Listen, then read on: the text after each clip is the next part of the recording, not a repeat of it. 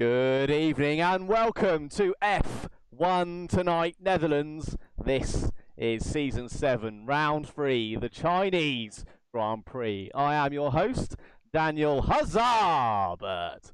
And joining me, as always, the brilliant, the fantastic Adrian Stats Rich. Adrian, how are you, sir? Very well, Dan. Stop it. Stop it, you. Right, so how are you doing this evening? You all right? Yeah, really good, really good. Fired up for this this race. I seem to enjoy the commentary much more than my races lately. So. Perfect. Yeah, I think I was the same. I always prefer talking over drive. Right, but anyway, just quickly before we move on, apologies for the slightly clumsy intro there. We had all sorts of things going on, but we are of course back on track, ready to go. Just for some of the little bits and bobs that were on at the beginning, I do apologise. They're gone now, so you now got a clear view of the what we're going to be going through here on the slideshow. So, moving on to drivers' standings following Bahrain. Quite a few changes up and down the grid. Obviously, the big one, Damien Hartmann now leads the way for Alfa Romeo on 44 points, just pipping Nicky Visser to the top spot. He's behind him on 41 for Haas. Boy Williamson's P3 for Ferrari with 20 points. That's then Brian, the other Alfa Romeo, P4 with 18. P5 is Marcel Droning with 17 points for Red Bull. Guido Urshan's got 16 points for Red Bull. He's P6. Dan Herman, the other Ferrari, P7 there with 12 points. And Paul Quarry for Mercedes is P8 with 9. Don Donkel is P9 with 10 points for Toro Rosso. And P10, Nishay Mahadra Singh for McLaren is P4. So our top 10 all in the points. Now then, the drivers have yet to score so far. Going here from Ari Kopp in 11th. Martin Party Cooper in 12th. Mark Stapper's 13th. Peter Phillip 14. Kevin Van Delft 15. Miguel Torney 16. Hans Vanderberg 17. Sildervit 18. And the two unassigned Alfa Romeos there, 19 and 20. Before we look at the points though, the big news obviously sort of coming out of the league recently is unfortunately Hans Vanderberg has departed, hasn't he, Adrian? He has, yeah. Not in any sort of unamicable terms. He's entirely sort of we're all friendly with each other. It's purely down to sort of he just hasn't got time to race with us at the moment. He says he might be back in the future, but for now, yeah, he's had to pull out. Just can't commit. Yeah, which is fair enough. Shame, really. Very quick driver. Hopefully, maybe at some point in the season he can return. But for now, we do want to lose him, which leaves Nicky Visser, of course, on his own for Haas, fighting it out solo for the time being. But I mentioned it at the beginning there, but Damien Hartmann now leading the way. Saw this happen a bit later on in the season last time, but he takes the lead now after race 2, doesn't he? He does, yeah, and that's that was down to Nicky. I think Nicky had a speeding penalty in the last sort of 6 or 7 laps.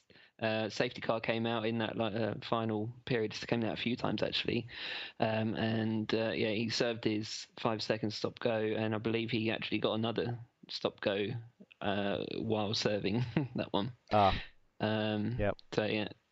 Basically, ruined the race for him because he was leading at that point. I think it was about 52 or 58, and unfortunately, that happened. Yeah, not ideal there for Nicky. I think he might have had a bit of a unnecessary pit stop towards the end. I'm not sure if that was part of the safety car that you mentioned, or the speeding in the pit lane. No, I remember last week. I did sort of mention that it was an unnecessary pit stop, but no, he explained to me afterwards that was the reason for it. Right. Just noticing actually on the tables front, John Donkel's actually a place too low there. Well, I do apologise. He's got 1 more point than Paul Quarry, so he's actually 8th, not 9th like it shows there. That's my mistake. But elsewhere in the standings, as it always is, early doors in the season, it's still quite close. All to play for, isn't it?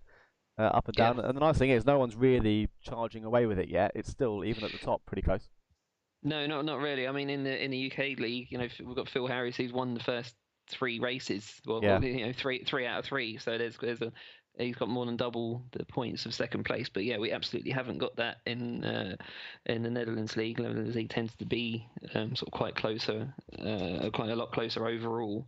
You just see they're only 3 points separating season 5 from season 6 champion, and Boy Williamson on 20 behind as well. So yeah, I mean, there's 18 races left, or 19 including this one. So yeah, Indeed. all to play for. Certainly is. So, with that in mind, moving on to the Constructors' Championship.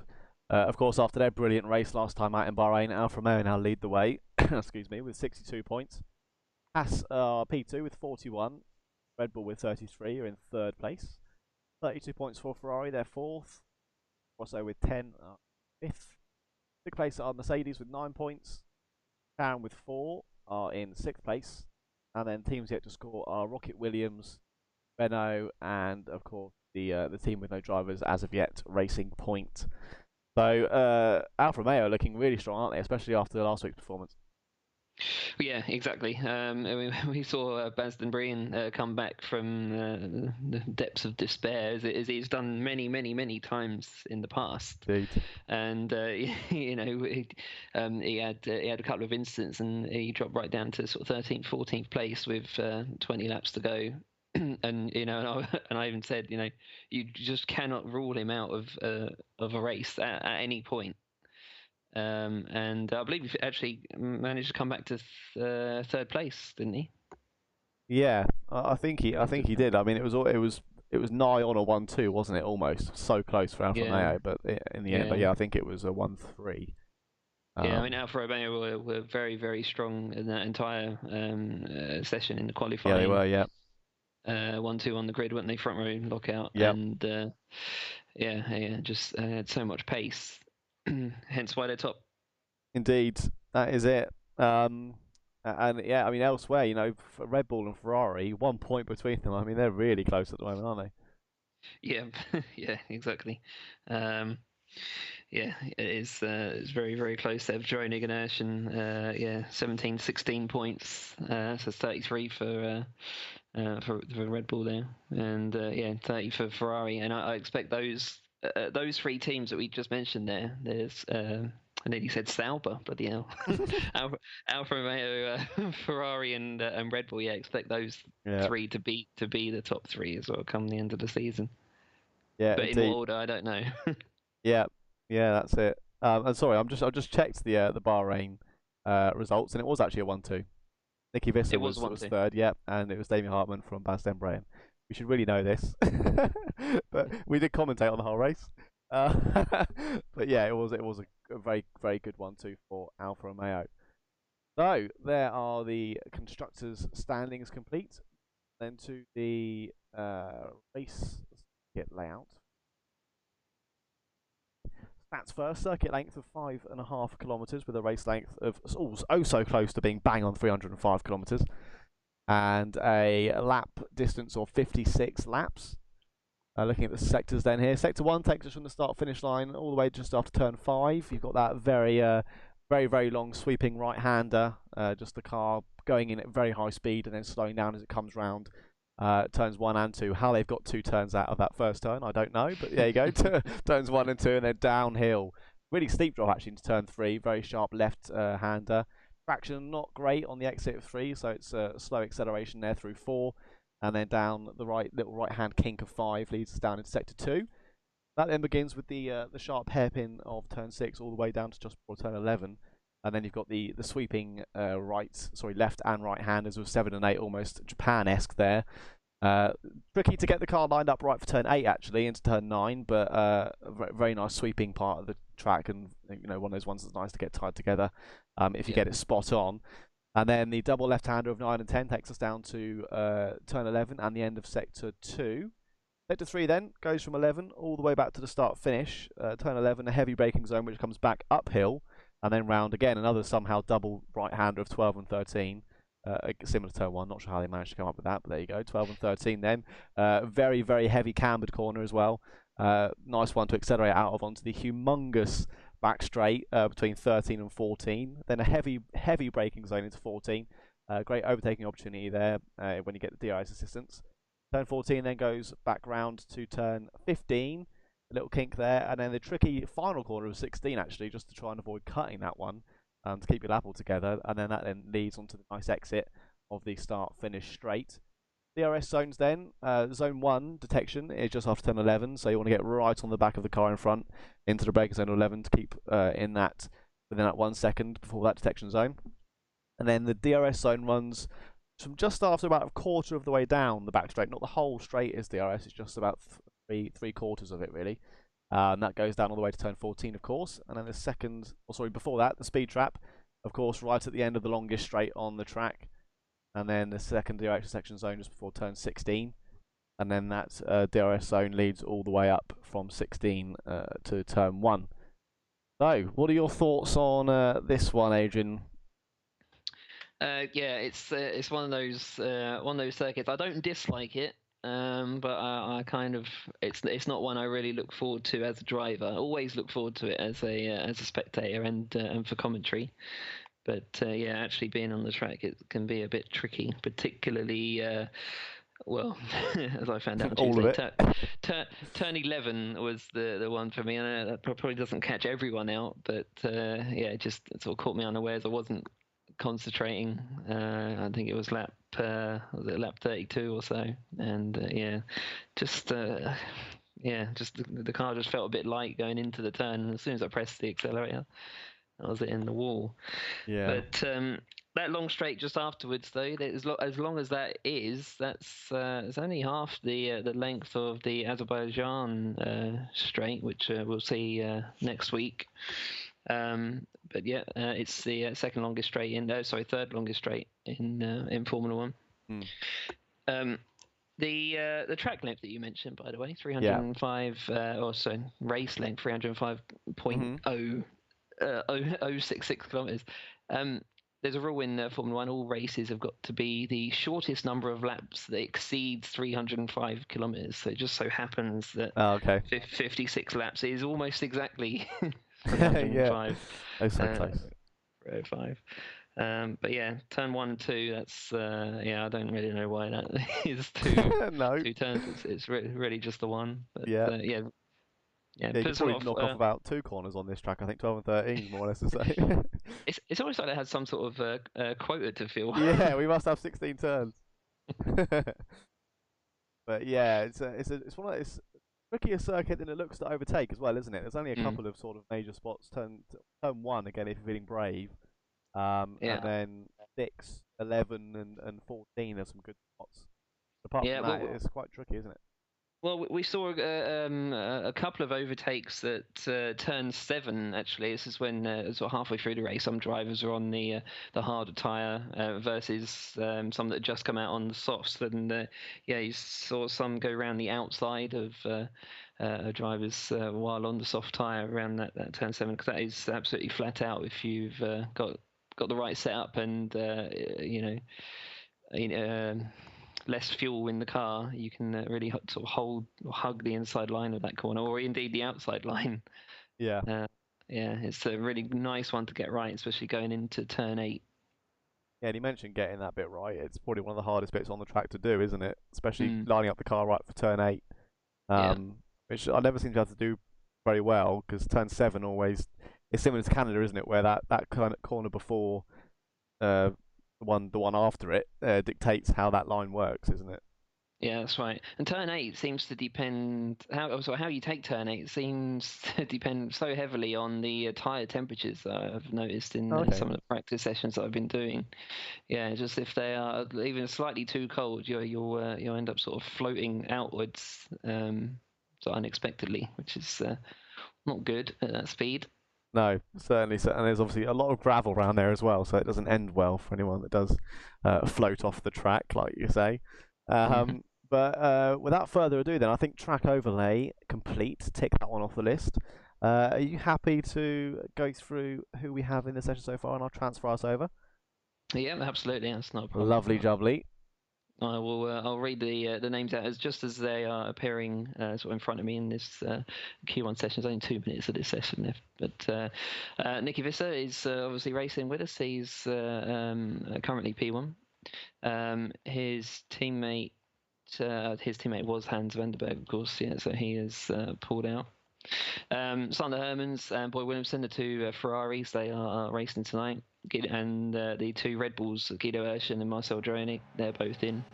Paul Correa and Miguel Torni, the two Mercedes, they're both racing. John Doncourt, he's the lone Toro Rosso, as he has been sort of all season. He's racing tonight. Mahendra Singh is missing his teammate, Sildervit, for McLaren.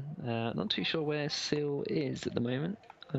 He may be joining later, unless I get a message to tell me otherwise. Yeah. Damie Hartman and Baz Den Breen, the two Alfa Romeos, obviously, as we said, 1-2 in quali, 1-2 in the race, the last race. Expect them to do well here. Stappers and Phillips in the Renaults, they're both here tonight, as are the two Williamses of Ari Kopp and Martin Parder-Cooper. And that is the 15 drivers. Fantastic. And we are now live on the stream here with the game showing. Obviously, most drivers retiring because no need to really run Q1. As it stands, only 15 drivers, but some times being set there with Nicky Visser up at the top with a 1:32.6.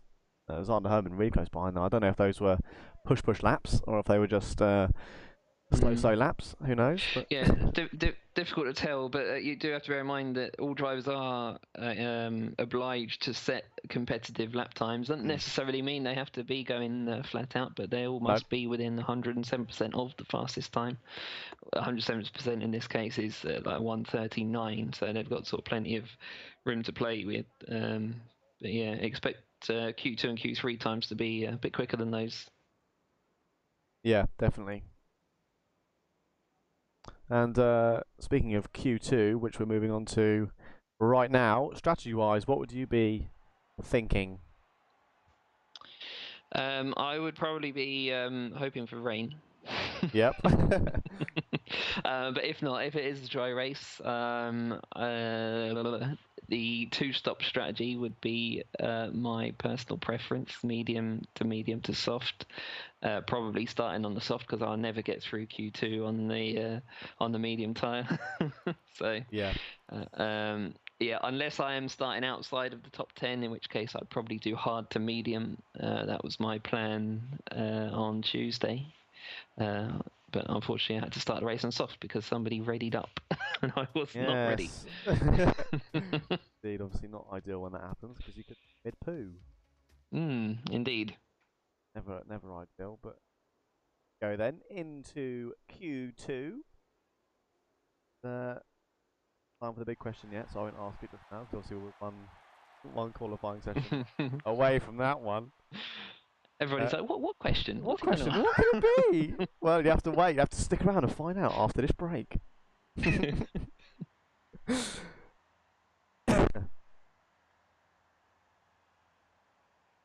Well, here we go. The first bit of action stirring as the engineers run out to do their job of guiding the cars onto track. Very important job there of standing out and waving to the driver. Vital. Well, hopefully we'll have a better sound than last week. I've bumped it up a bit, so fingers crossed, because it was almost non-existent last time. Stand by, I'm just going to be away from the mic for a second. I'll find out Copy, thank you. Like. No problem. So, bringing up the track map, I think we can confirm that Martin Parder-Cooper for Williams will be first out to set a lap time as it stands. Don Donkel is behind him in the Toro Rosso.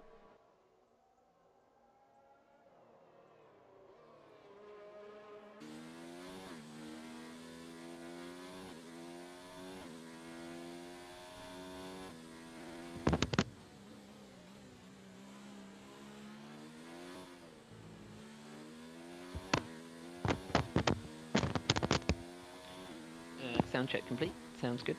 Perfect. Good stuff. Was it too high, too low, just right? No, it seems okay. Seems game sound is slightly too low, but only a notch. Okay, cool.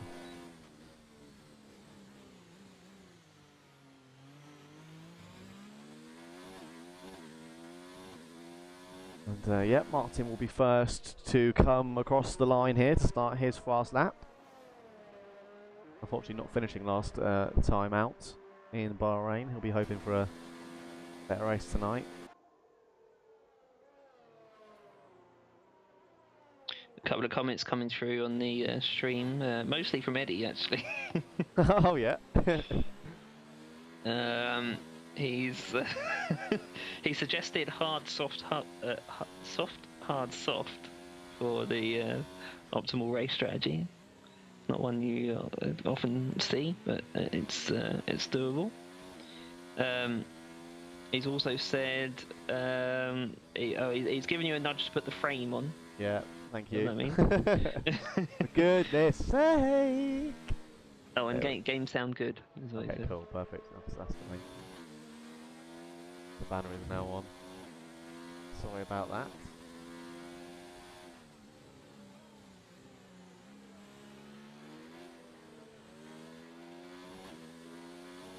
With Martin then, watching him unwind the car. Turns, this is turn 13 now. That massive back straight. Will be very happy with that toe, I think, won't he? Oh, as Martin goes a bit wide there. Could be an invalidated lap. John Donkel gets through. Not invalidated. Okay. See what John can do. He's on the soft tyre. That's a 1:32.2, so that was 4/10 faster than Nicky's lap in Q1. There you go, 32.230. Very close between those two. And Nicky on the same tyre as well.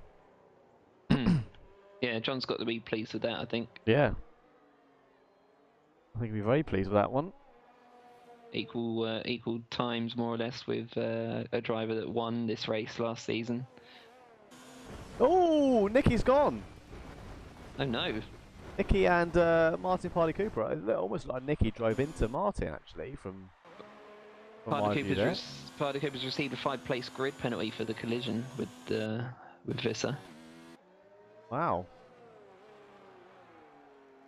Well, that's interesting. I just caught that as it happens. It looked to me like Martin was in front of Nicky when it happened. Yeah, he was. Yeah, I was looking back on the stream now, actually.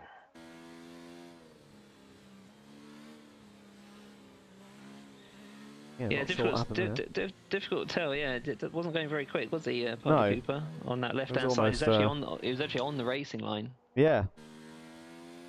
That could be the issue. It was almost Vettel and Stroll-esque from Malaysia back in 2017. Little bit, yeah. Of course, in this instance, these guys are actually racing, in effect, rather than just driving slowly around a completed race. So John Donkel now, the guy up the top. And he, of course, had a good race, didn't he, last week? P5. Yep. He's been... Well, he was looking strong in Australia as well, wasn't he? So been looking strong all season so far. Yeah, he has. Yeah, driver of the day as well last time out. Yeah. I think he seems to be getting his mojo back. Indeed, that's good to see. It's funny, like, you often have that with drivers. They'll have good patches and bad patches, and and it can be difficult for a driver to lose his momentum when he is doing well. As we saw, as I said, Nicky last season won sort of 5 in a row. And then when something bad does happen, it can be then difficult to try and put that out of your mind for the next race and the race after that and the race after that. Yeah, it's such a mental game, isn't it? Trying to get past those mistakes and past races that haven't gone so well. Much easier said than done. Yellows in sector 3, that's for Miguel Torni, just backing the car up a bit so that he's got some room. Oh no, he's actually coming in. He was letting Mahendra Singh pass, but Mahendra Singh actually came into the pit anyway, so.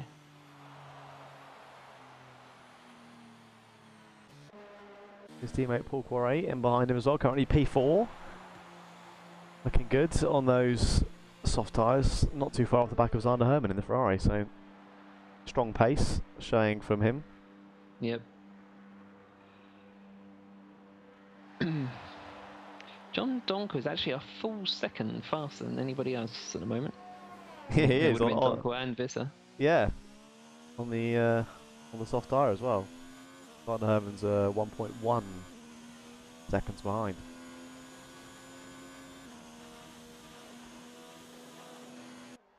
Yeah, unless everybody but John is sandbagging, I think John can be really pleased with that time. Yeah, certainly.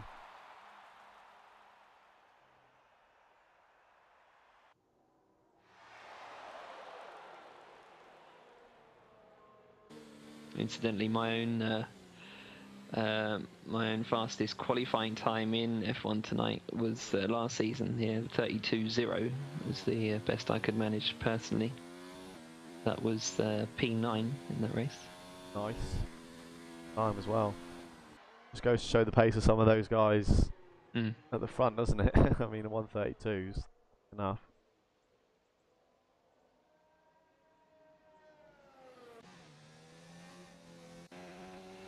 Only managed 32.5 on Tuesday. That was P12 this season. Yep.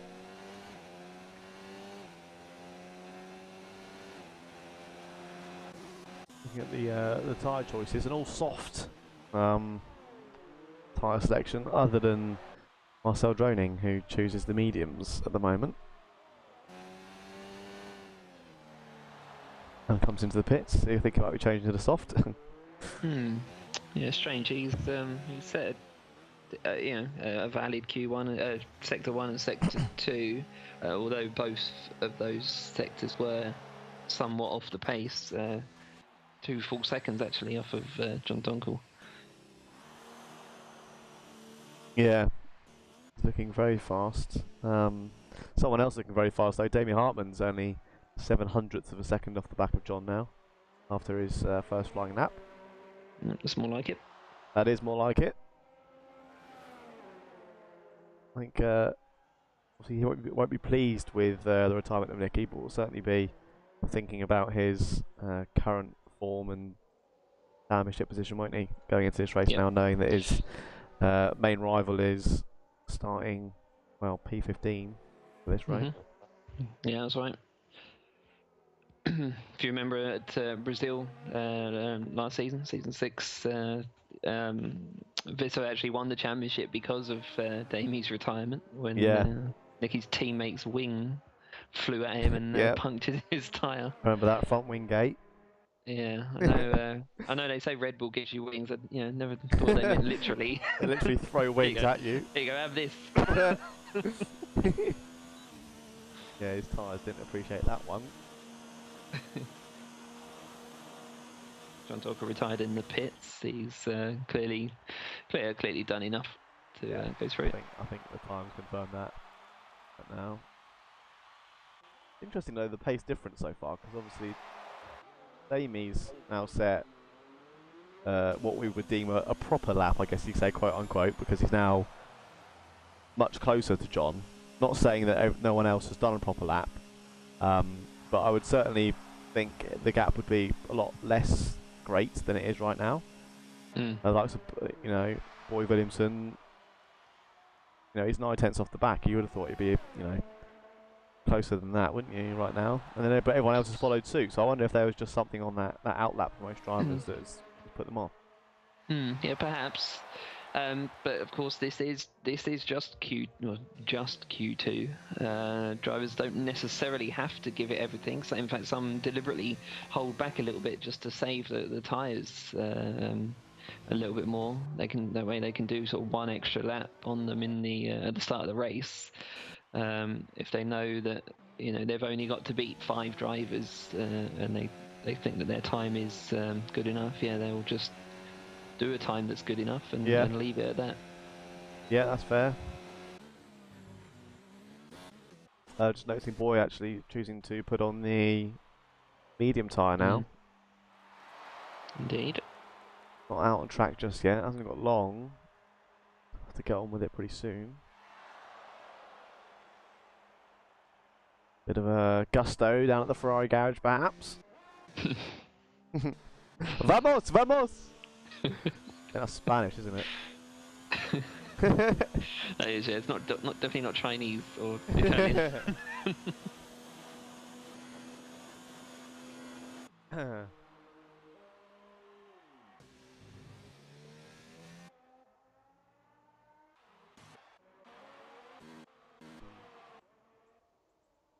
I believe.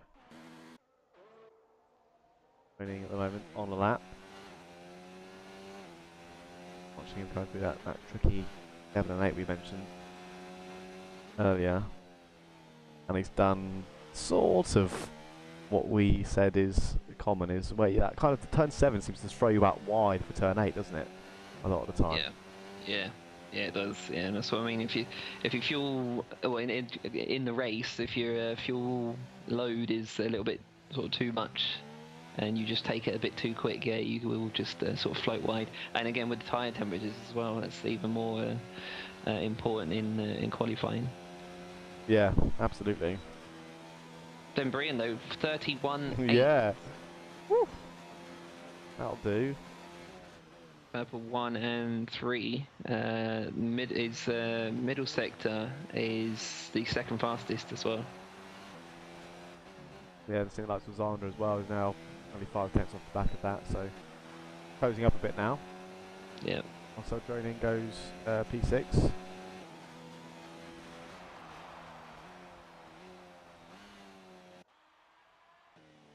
And do we know if Williamson actually set that time on the mediums or had them fitted when he retired? Standby. I think he just had them fitted when he retired. Yeah. Oh no. Yeah, his best lap was on the medium tyre. So. Oh yeah. So, yeah, confirmed. No driver as of yet then to die on that tyre. Everyone else on the soft. I do like the little marker boards here. The little tyres. I also like the addition of the turn numbers at France too. Yes. Yeah. That would be nice having that everywhere. Well. Yeah. When I saw them there, I thought, oh, maybe they are everywhere, and I just hadn't noticed. Yeah. But no, yeah, it's only there are somewhere else as well, other than France. Yeah, I think, no, there are, aren't they? I don't know which one it is though. I think Austria's got them. Yeah. I've got Hungary in my head, but I could be. Yeah, a much needed addition to all tracks. Be nice.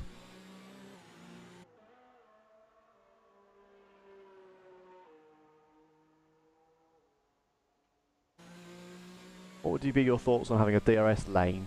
Rather than a DRS zone, there would be like a bus lane style lane. But it could be anywhere on the straight. That way drivers can't break the toe. If they want DRS, they've got to be in that lane. It could be strategic, couldn't it? It could be. If they've got to break the turn, then they can't use DRS. If they want to have DRS, maybe they've got to let drivers toe behind them. And if you're driving it without DRS, you have to pay a fine.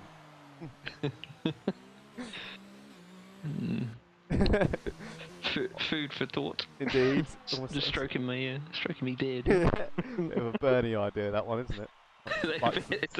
Like flooding the track to increase the, or at random points in the race, having sprinklers come up and spray the track so that drivers have to go to wet tyres.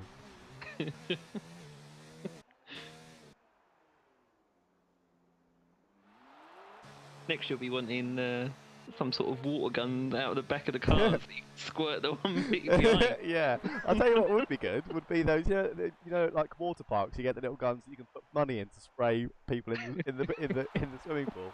That'd be fun. You could have like hoses you can go to around the track to spray the track and try and make it slippery for the driver. Bit of a spectator interaction. Yeah. Oh, I'll tell you what, Liberty Media need to hire us, I think.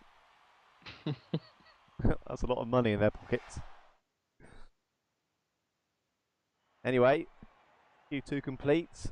Bazden Brain is P1 for Alfa Romeo, 1:31.8, looking very quick there on the soft tire as he did last week out in Bahrain. P2, John Donkor for Toro Rosso with the other Alfa Romeo of Damien Hartmann in third place. Zander Hermans is fourth, Nishay Mahadra Singh fifth, Marcel Droning is 6th. Boy Williamson is 7th. Peter Phillip 8th. Paul Poiret is 9. And then the guys in dropout zone, Nicky Visser, R.A. Kopp, Mark Stappers, Guido Urshan, and Martin Party Cooper there down, obviously with his 5-page grid penalty for that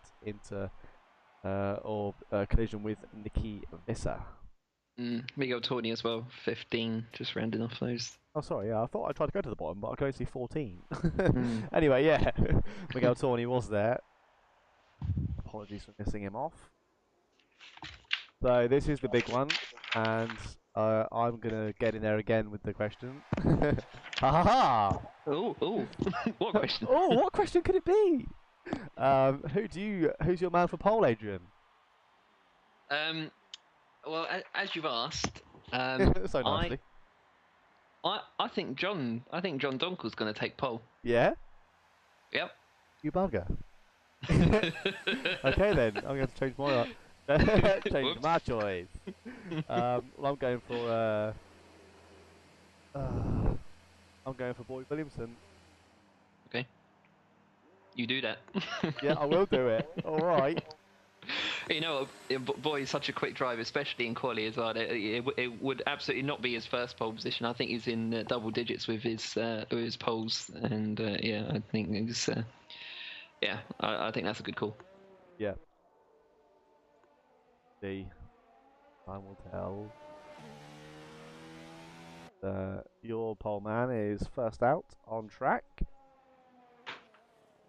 Coming on turn 8 at the moment. See what he can pull off in this first hot lap of his.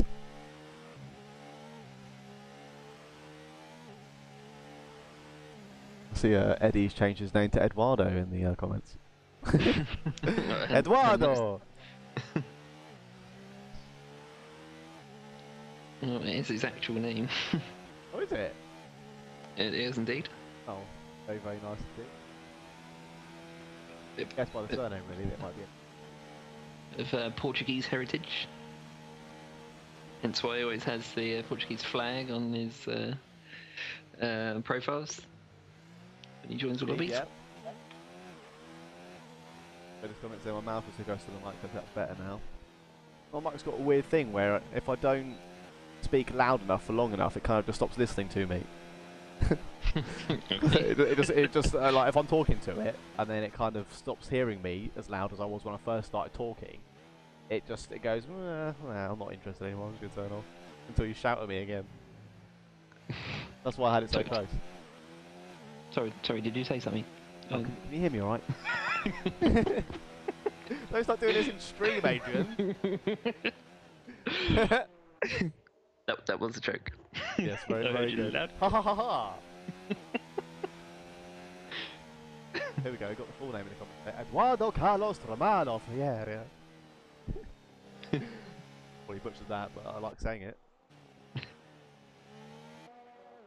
Getting back to the action. Portuguese lessons. We've got John Donkel in sector 2, goes purple for the moment.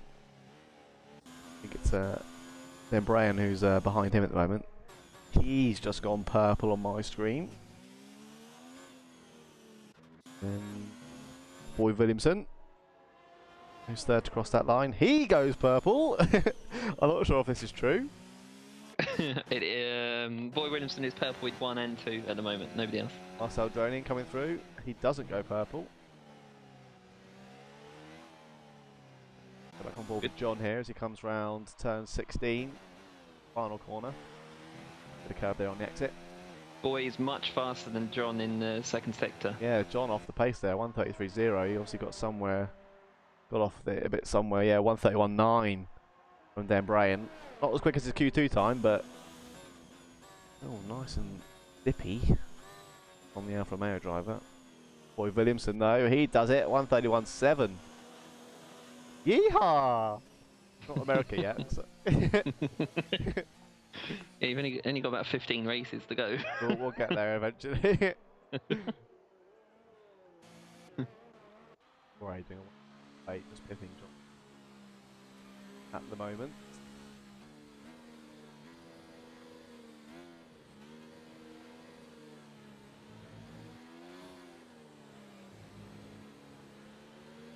I just got a nice voice message from Eddie actually saying his real name. 100 things about to cross the line. He's just gone P3. P3. 32.4. Very nice from Nishay there. And quick here this evening. Damie just coming around the hairpin, turn 15. Okay. Time's good. Not great, but good. That'll do. I think this is going to be P2 actually. Oh, P3. P3, close. Those Alfa Romeo boys are on it, aren't they? Mate, I mean, yeah. week in, week out, they are just so close to each other. Yeah. Yeah, two of probably the most focused drivers in the league, in all fairness. Close, isn't it? Body form is only a place down each on their qualifying from last week. Currently owning that top spot at the moment. Well for my glass of water. Droning just come around the last turn now. His time is somewhat off the pace, but it's going to be, I think, P4 at best. Oh, no. P8. P8. 33-1. What happened in that? What's your out telling me there? Could have been like that hairpin is such a big loss of time for me personally. Yeah, first sector was just go on myself draining. First sector was 4/10 off the pace, 2/10 off the pace in the middle. Hence why I thought it'd be about sort of 32.4 or so. But yeah, he was 7/10 off in the final sector.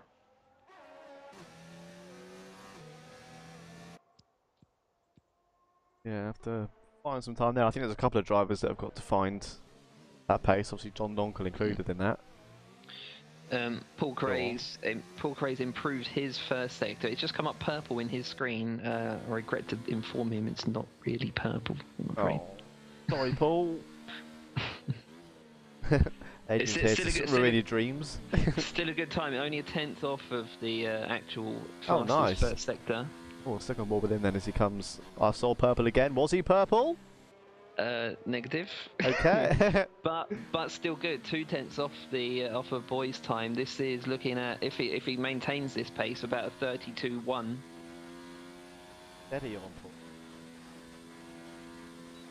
Very quick. They obviously qualifying P12 last time out, so 3 showing improved over last week. Certainly enjoying this track more than he did last time in Bahrain. See how he takes the last corner here. Throwing it into turn 16.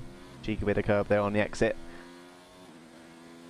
P6. I think that's his first time, isn't it? He said. So not bad. 32.7. Gets him in there. P6. He's 6 places up on his last qualifying spot. So yeah, that was the second time he'd set actually. That wasn't so the last sector was some way off his previous best sector. Interesting. So I say some way off. It was all of 1/1000th of a second off. Oh, okay. Right then.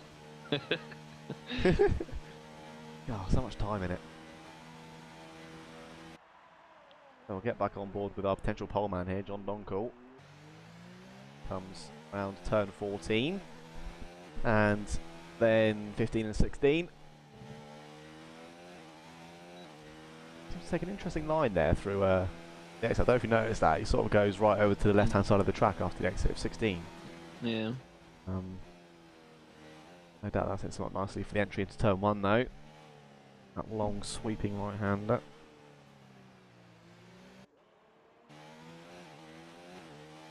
What's your favourite sector of this track? Sorry? What's your favourite sector? Favourite sector is definitely the last sector. Even though that's where I crashed, but that is that is my favourite sector. Yeah. I think mine is sector 2. There's little bits I hate of every sector. Yeah. Well, I think I hate sector 2's bits the least. Fair enough. Oh, going really wide there, yeah, through turn 10. He was only a smidge off of Boy's first sector as well, and he's still only a 10th down overall on Boy's time. Has he invalidated that lap? No, it's still valid, amazingly. I've seen a 10th up after sector 2. I guess sector 3 was where he lost it last time. Yep. See if this is Yeah, he can bring it back.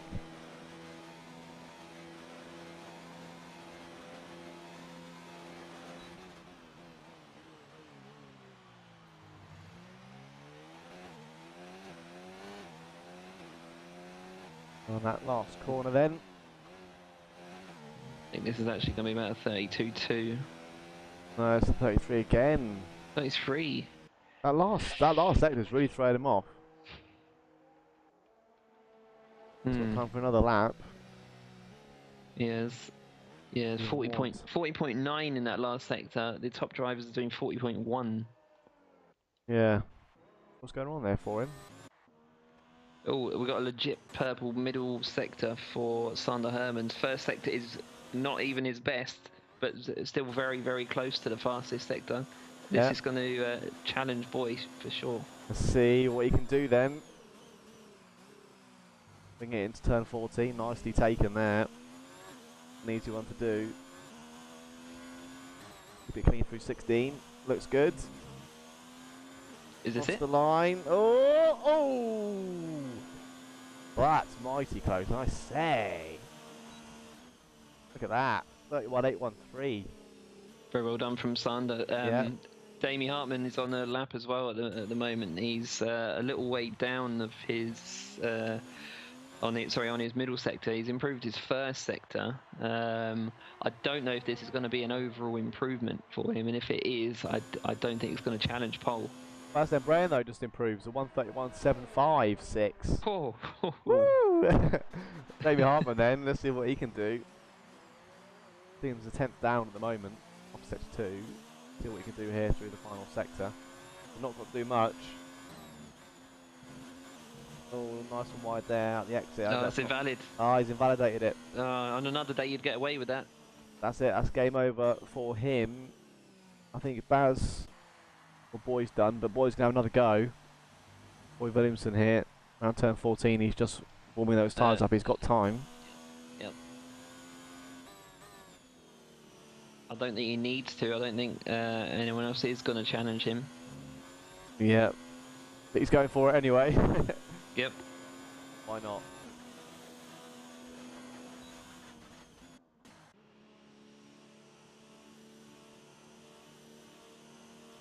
Yeah, he is, yeah.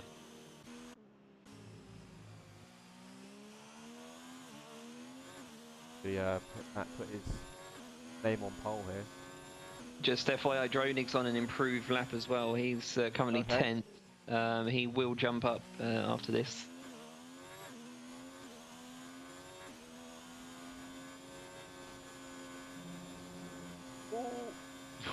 Be steady on, Boy. Who are you watching? Yeah, yeah, I'm on board with Boy as well. Only 200ths down at the moment. See what he can do through sector 2. 500ths, losing a bit more. Keep pushing, son. Nice and early on the throttle on the start of that bank corner.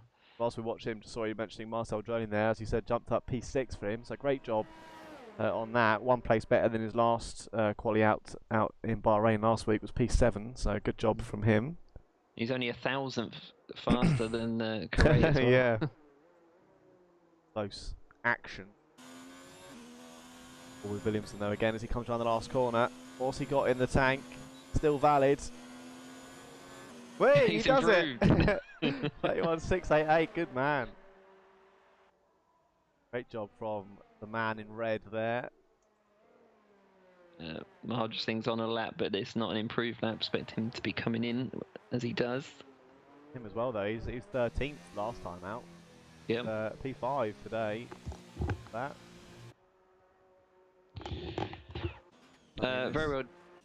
Very well done to you as well, Dan. Correct prediction, Boy Williamson. Well yes, tip of the hat, sir. Thank you very much. And I couldn't have been more wrong with mine. Yeah, you're right down the other end of the field.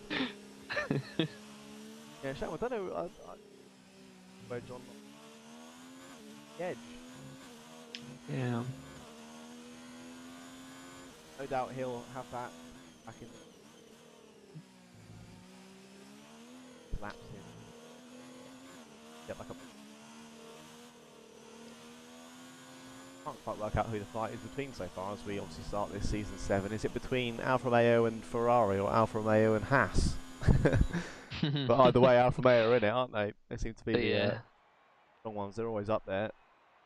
Well, yeah, I imagine Haas are going to struggle with the points by the end of the season because they've only got one driver at the moment. Yeah.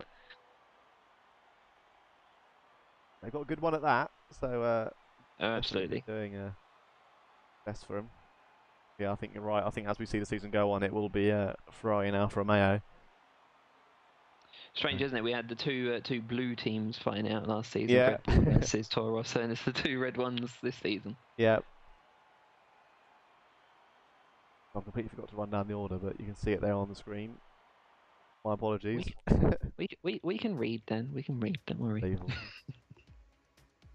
Not everyone's watching though. Someone's put it on as a podcast. Oh, and it's wet! Oh, very me. Fantastic stuff. Blimey. Oh, blimey, governor.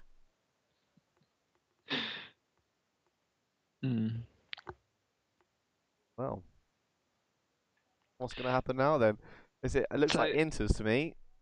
Yeah, it does. It sort of put Boy Williamson's strategy of starting on the medium tyre out the window. Yeah, because that would have worked beautifully, wouldn't it, really? That would have, yeah. He's going to be gutted about that. I suppose you know more than I do with regards to their wet weather driving abilities. Would you care to weigh in on the drivers? Is there anyone in particular that you know being strong in the wet? Nicky's very strong in the wet. Boy is good in the wet. And Baz and Brian, they're probably my top 3 for wet conditions. Interesting. We got one player from each of the the big contending teams then at the moment. Yes. Very well chosen, Adrian. It's almost like you've done this one before. I have watched about 60 races. That's why I asked. of the Netherlands League. Still de Witt has joined us, by the way. Don't know if you noticed that. He's on the bottom of the list. Good stuff. Still de Vin tonight. See, I think Nicky will then give him me will be starting at or at least happy with the rain, given where he's starting from. Yeah. It'd be Carnage into turn 1. Who knows? It's a good turn for it to be Carnage in the wet. Fast right-hander. No one's driven the wet tonight, of course, so no one has a clue how the cars are going to handle going into that first corner.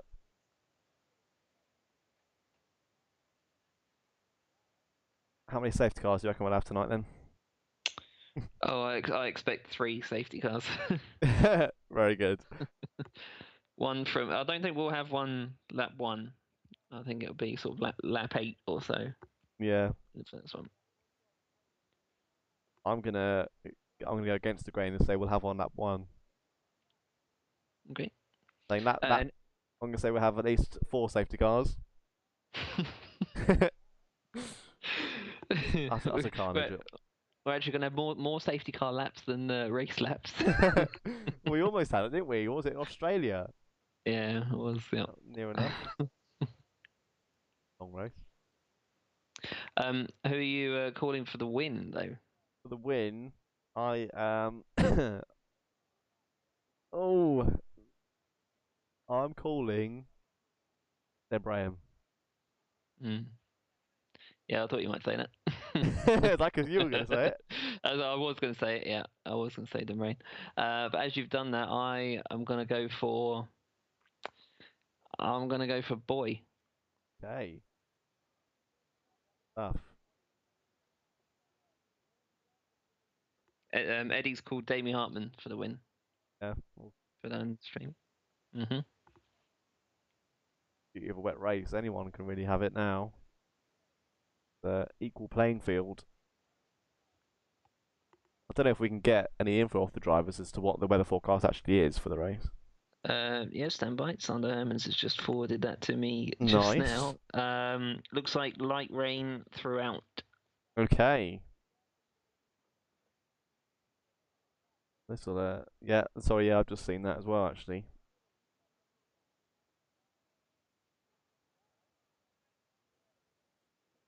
So, we were talking about we could have a wet race before before the stream started, and now here we go.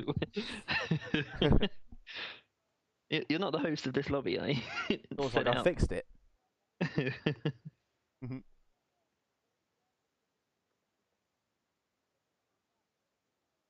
They got ready up time signed to them. No, they set amount. Sorry, what was that? Sorry. The start-up time. Have they got a start time, or is it a certain amount of minutes after quali?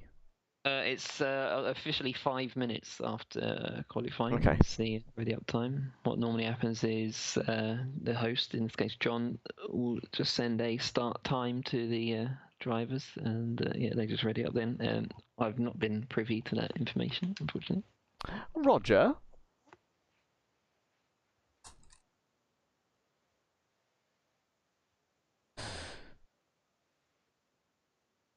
Can't release from left bank 2 for this one. I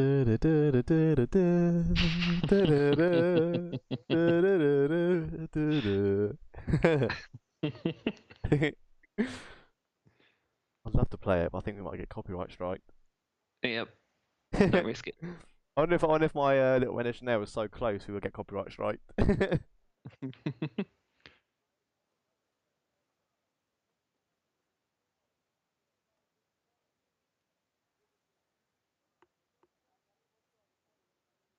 The championship, Damien looking poised to that. Increase that gap tonight. He is. Yep. Yep, he's in the best position for it, given that Nicky is starting from, was it P10? I think it'll be P. Yeah, no, it was P10. Yes, you're right. P10. Yeah, good position from him.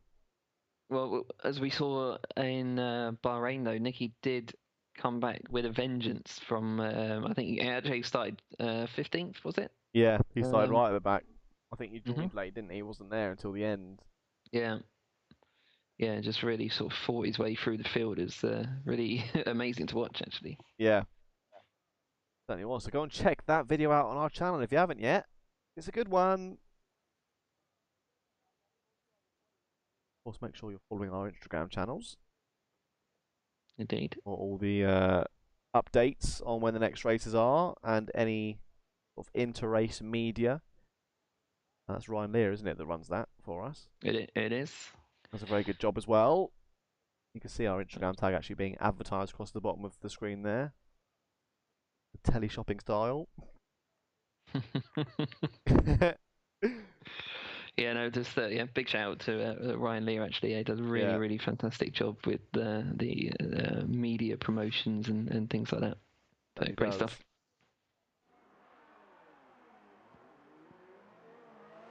Here we go then. Drivers getting underway for their reconnaissance lap here in Shanghai, China. This is, of course, F1 tonight. Netherlands. Round 3 of Season 7, the Chinese Grand Prix. Away at the moment. Williamson takes us away. He's P1. Aston Brain is P2. Alfa Romeo. On the Hermans in P3 for Ferrari. And then nice and organised in P4, the other Alfa Romeo of Damien Hartman. Nisha Madison, great qualifying result from him today. P5 for McLaren. And then Marcel Droning for Red Bull, also going one better than last time out. P6 for him. For Quarry, first of the Mercedes to come round here this evening. P7. Peter Phillip for Renault. He's P8. John Donkall, P9. He'll be eager and hungry to get back up the front of the grid after a bit of a difficult qualifying session there in Q3. Nicky Visser then will be even hungrier, starting P10 after that incident there in Q2. Long ways ahead, but Sure, he's the man for the job if anyone is. Oricop is 11th for Williams. Yeah, there you go. Mark Stappus Renault is P12. Guido Urshan for Red Bull is P13. Then the other Mercedes of Miguel Torni is 14. Martin Parley Cooper and the second Williams is 15. And getting a nice feel for all the track limits there in the back. Tildavit. I can find him. There he is. Tildavit there in P16 joining us late this evening. He'll be looking to get himself up the front, no doubt. So our runners and riders getting lined up on the grid here. Are you ready, Adrian? I am more than ready. Let's get all the details up on the screen here. As the red lights will begin to illuminate. There's 3, 4, 5 lights. And they're away. Boy Williamson leading the pack away as Bas Den Brain also gets a good start. Zander Hermans, Damien Hartman actually challenging Zander there into turn 1. Gets up the inside of the Ferrari. Leads the Ferrari there. P3 for him, up 1 position. Looking further back, Nicky Visser also making good ground. They're up 2 places. Guido Urshan's gone off. Oh no, Guido down the back. He's run wide. No damage, it looks like though, but his tyres aren't feeling it. He's looking a bit slippery there. That's unfortunate for him. Speaking of Nicky Visser's gains there at the beginning of the race. Already, oh, John Doncourt's challenging though, round the outside. I say! Very nice move from John there.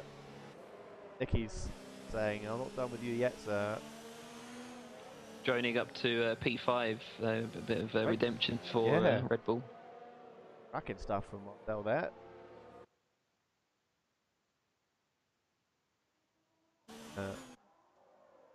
Carnage sort of, fades away there. Boy Williamson continues to lead us around the Chinese Grand Prix at the moment from Bas Den Brain and Damien Hartman in the 2 Alfa Romeos.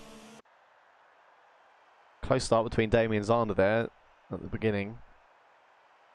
Damien just got a bit of a better start. Such a hard thing to do though in the wet, isn't it? Yeah, it really, really is, especially, well, yeah, it is at any time really, but yeah, especially in the wet. And having no practice either. Yep. In this session. Oh, Zander Hermans, sorry, yeah, Zander Hermans just gone really wide. Yeah, oh, there's a collision in the background as well. It's Paul Quarret. Not sure who with. Don't know if Nicky was involved in that one again. It wasn't his front wing that came off, or sorry, end plate. Still see all the end plates on Paul's car there. End plates on Visser's.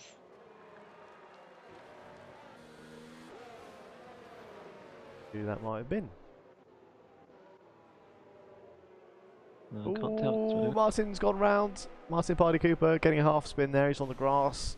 John Doncourt's in for a new wing. I wonder if it was him. He was very close to Quarret at the time. Right, could have been, yeah. I don't know. Everyone looks to have their front wings still on. Good.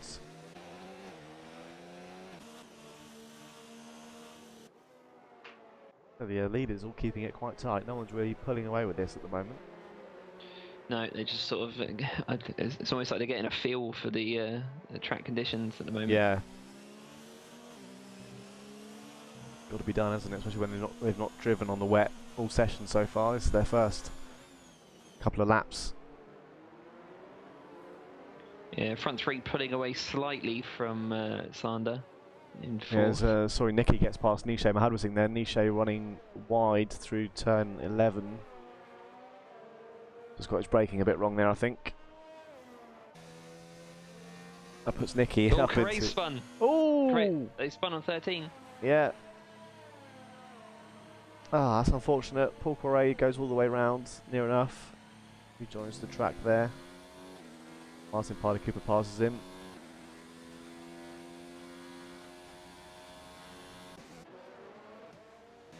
Nicky having a good one so far though, isn't he? Up 4 places already. Yep. Enjoying the wet conditions. biggest winner so far though, Sildavit. He's up 5 Yeah. the back.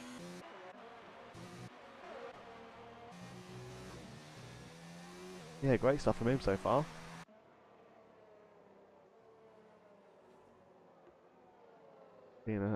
Foray getting a bit slippery there out of 16 again. I say it's hard enough getting the debris off your tyres in the dry, in the wet. It's a different story. Yeah, it really does take absolutely forever. Yeah. The two Mercedes getting nice and close with each other. I think Miguel letting Paul Quarry through there.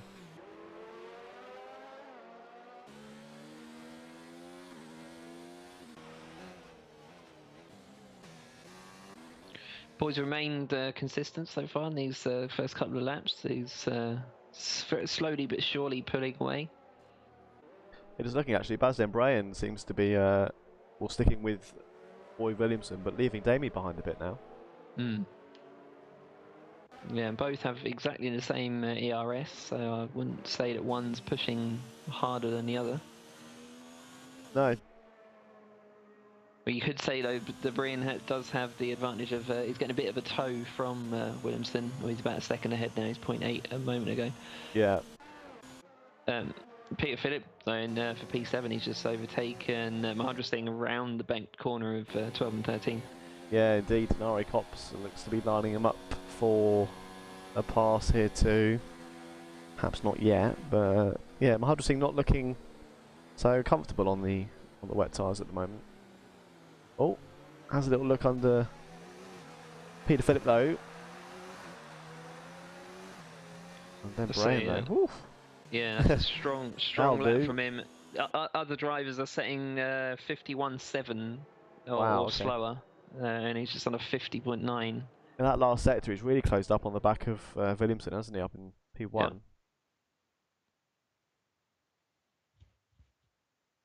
Cool, Mahadra Singh's really sliding around there, around turn 1 and 2. Yep, somehow.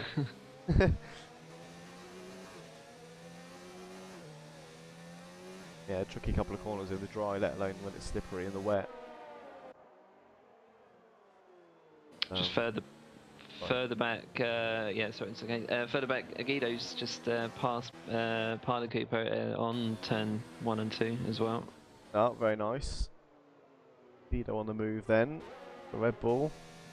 He needs to get himself back up the front a bit now. He'll be pleased to have made the move there as well, the same place where he did actually spin. Oh, yellow's in 2. That's for Correa. Correa's off again. Oh, go backwards. There we go. Oh, he's done like the exit of 6, I think, hasn't he? Yeah. It's not often there you spin. It's normally around 7 or 8 if you are going to do it there. Yeah. Bring our eyes back to the front as well again here. Williamson pulling away again from Dembrayan. Seems to have the measure on him, obviously sector sort of 1 and 2, but at least the last couple of laps, Dembrayan looks to have had the better sector 3. Yeah, it's a bit sort of cat and mouse, isn't it? Yeah. But they still continue to drive away from Damie Hartman there in P3, 3.1 seconds. Here's the gap now.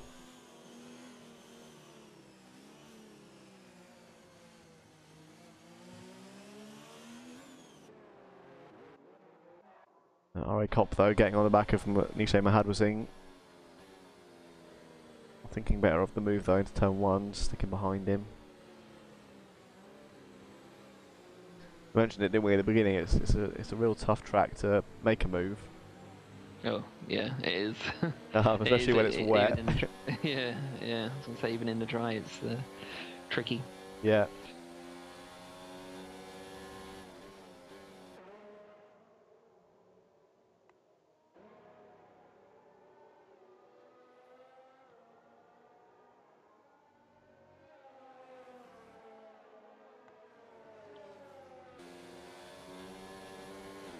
On board with Ari a bit here to see if he can make the move.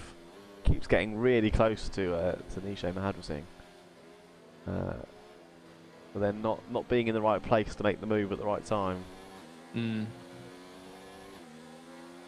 Yeah, all 4 drivers in this little little group, Hazzah, Kopp, Stappers, and De Vit, all do look a little bit sort of tentative, or they do from De Vit's perspective at least.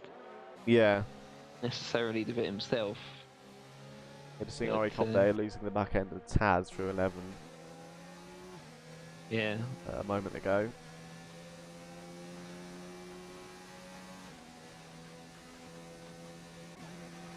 Stapper's just pulling to the inside, slightly having a look. This is very deep, or very look like he's going to get very late on the brakes. Yeah. There. I don't know if getting out the dirty air actually cools the car like it would do in real life. In game or not, but I haven't tested it. It wouldn't surprise me if it did. Yeah. Still though, getting ever closer, sort of splitting into a bit of a two-way fight now. One for P10, one for P8. Although that gap quickly closed again as Ari Kopp goes. Oh! And still got really close to the back of Hazzah there. Or sorry, Stappers as he slowed down in reaction. Spots back in between the two. That turn 1 catching a lot of people out, isn't it at the moment? Yep. Yeah, big time. Ari goes deep again into turn 6. That gives the place to Still De Vit. Ari's not liking the rain, is he? No.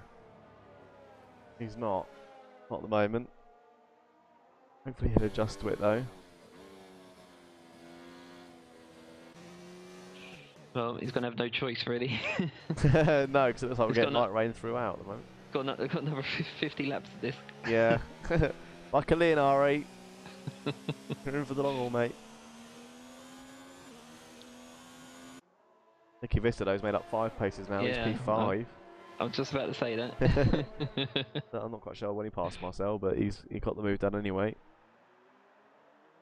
Good job from him. A little bit deep there into 15. Droning, that was. Yeah. Oh, I hate that corner. Yeah. I always brake too late for it.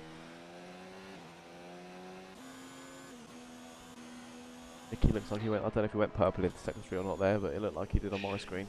Yeah, it was a legit purple. 47.4, everyone else is doing 47.7 in that sector. Yep. Good time from him. When I say everyone else, the top 4. Right. Is.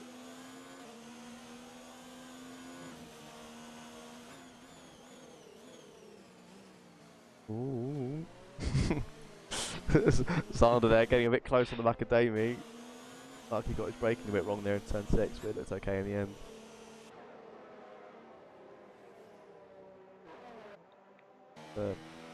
Groening sort of being pulled along here by Visser. They catch up to the back of Zander Herman, Damie Hartman.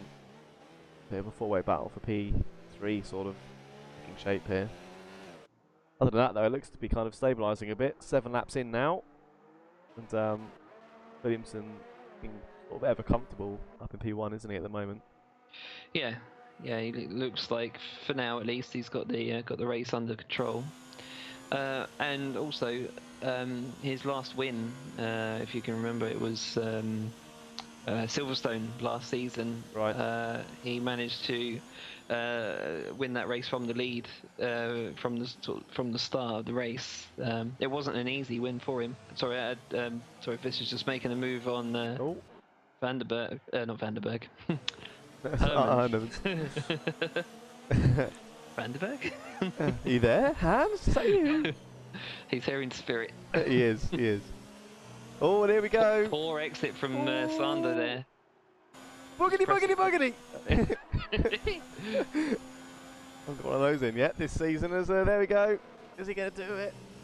Well, I thought that was going to be a classic Visser move late on the brake. Sander's actually gone very wide and allowed him to squeeze through. Yeah. Good racing from those two. P2, P4 though.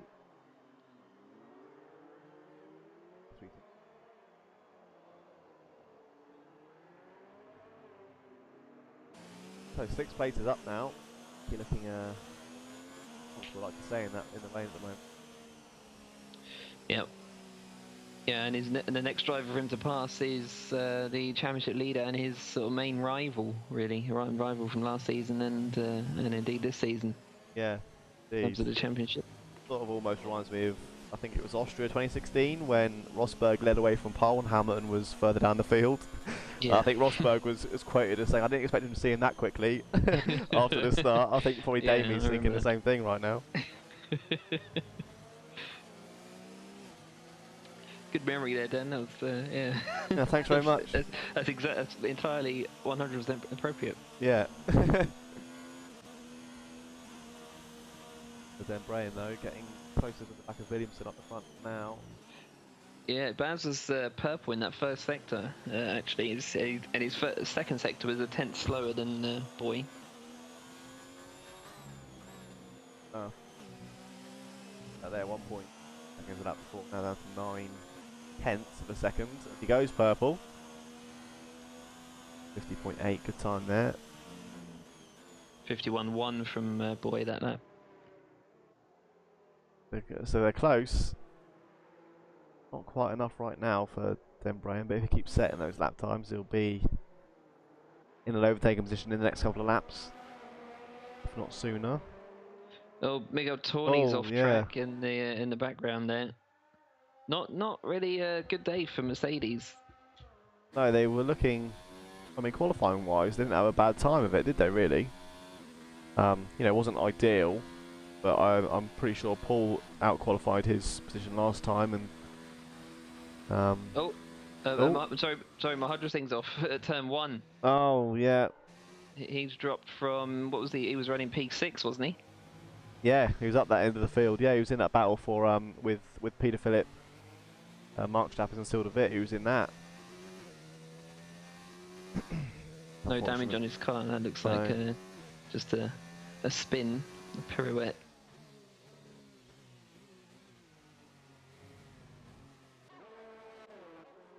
But yeah, just going back to Mercedes just briefly. Yeah, it looks like their cars are just set up for dry racing, or perhaps even time trial setups. Yeah. It doesn't seem like they've sort of done much sort of practice together, perhaps. I mean, Paul qualified what, P7? Yep. This is really not a good day for him.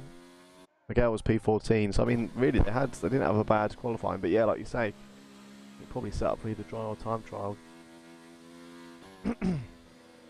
They would, of course, seen a weather forecast, wouldn't they? As all Miguel's going around again. Almost. Keeps it on track, though. Good job from him.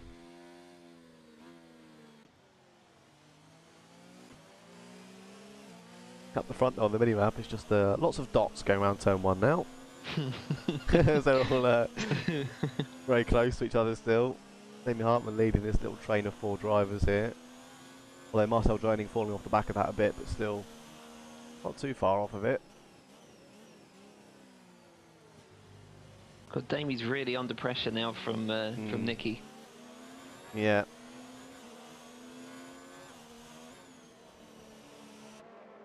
John Donkel's just passed Parda Cooper down the start-finish straight. That's the battle for P13. Donkel a little bit deep into 1, but I think he'll get away with that.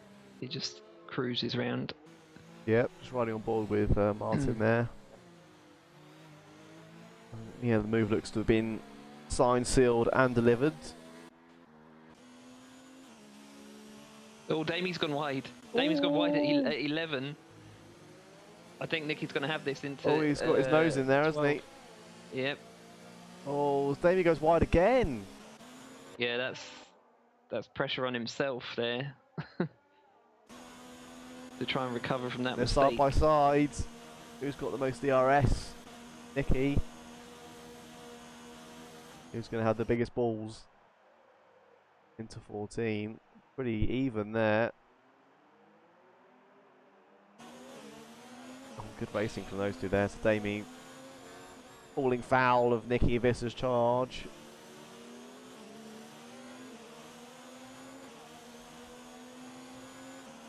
It's one champion overtaking another and pressurizing another into, yeah. Into making that mistake there. Yeah. Well, that's what makes a champion.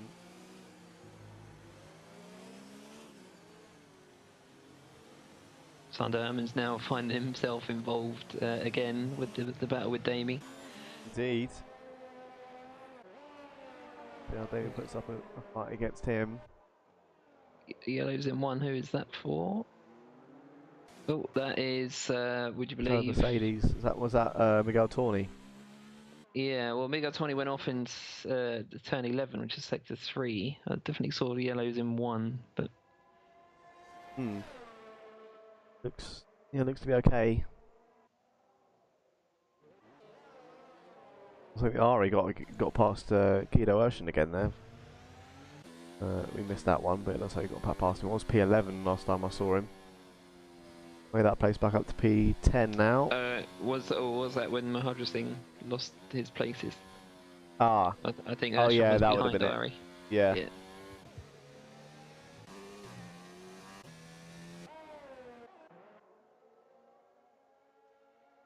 Yeah, Damien looking a bit quicker now that he is not being pressurised so much, pulling away. He was pulling away from Herman's.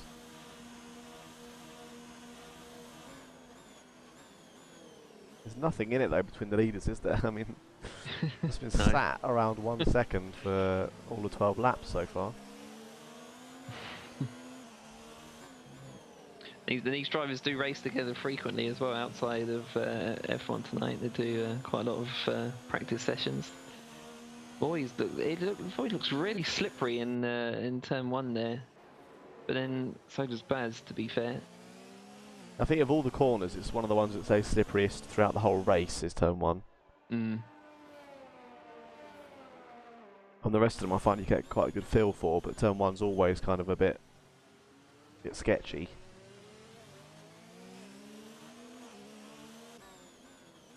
Nicky now putting some good space between him and Damie Hartman behind. See how he closes up to Dembray, if at all.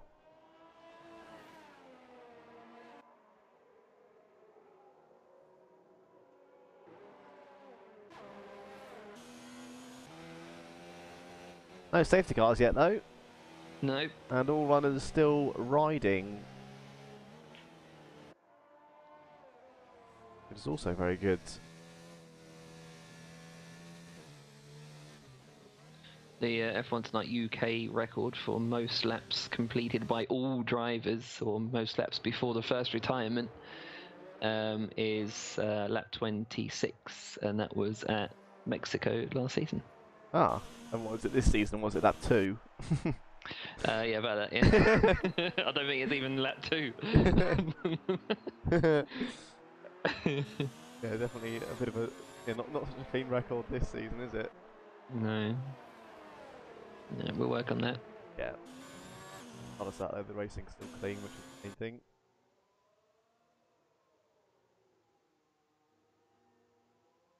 Those two there, as they come down the start-finish straight, the leaders here, Williamson and Dembray, and you literally don't see another car until they come around turn 1. They've got so much space between them and anyone else. They class their own at the moment, and they're actually pulling away from Vista still. 1.5 seconds, it was 8.2 a moment ago.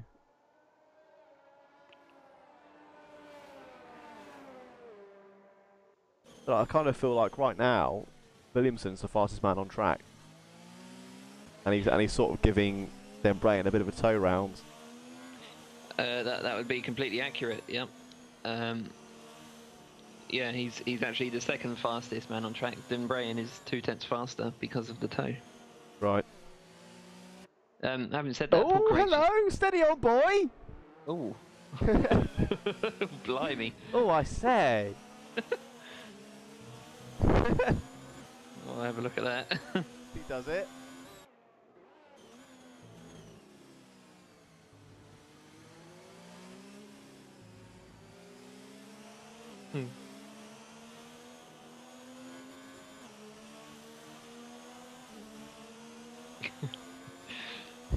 That's the beauty of having a 22-second delay on the stream. Is that when you react to something that I haven't seen, I can just flick back to that. I mean, oh, bloody hell. Oh, hello, boy.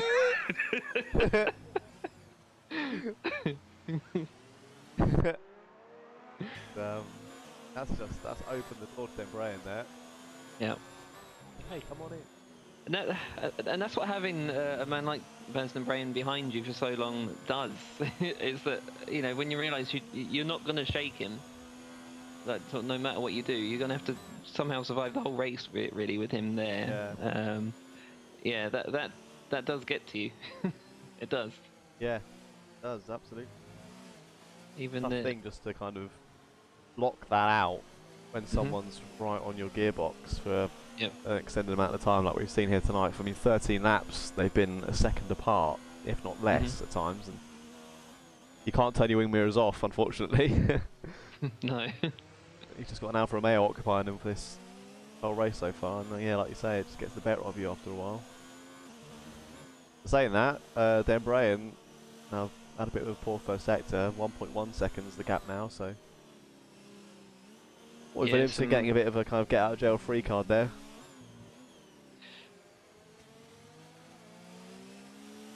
I don't know what the lifetime is of the intermediate tyre in sort of. Oh, the first DNF, Miguel Torney's gone off. Yeah, we'll see that in a sec now. And there's a safety car. Safety car deployed, and I think that's where you went off, Adrian, on Tuesday. Just it was, that. yep. That was exactly the same spot. Williamson right there as the delta was a bit too low. Oh, speeding penalty for Mardrasing. It's unfortunate. I think we've seen a couple of times this season where you don't really get a warning or a delta pop up, you just get the speeding penalty. Yeah, literally as soon as that safety car warning comes up, you really do have to back off, just back completely off of your sort of race pace. No, even if it's telling you to do that or not. Just back right off and let it then tell you, oh, catch up to car in front or catch safety car or whatever. I think that probably explains why Williamson stopped the car. Yeah. So far, all drivers opting to go into the pit. Yeah, expect everyone to come in really. In regards to your question just there about the lifespan of these tyres, I think it's about 18 to 20 laps. Oh really? It's that short? Yeah. Wow, okay. That does make sense then why everyone's diving in. A couple of drivers getting jumped there in the pits actually. I think they were held up. Nicky there loses out to Damie Hartman. No, sorry, he's got the pit stop again. That's where they were going into the pits, I think. He jumped them. Yep. My mistake. Yeah, so back out the same way they went in. Yeah, so Nicky's past Damie. Yeah, he got past him earlier, didn't he, on track?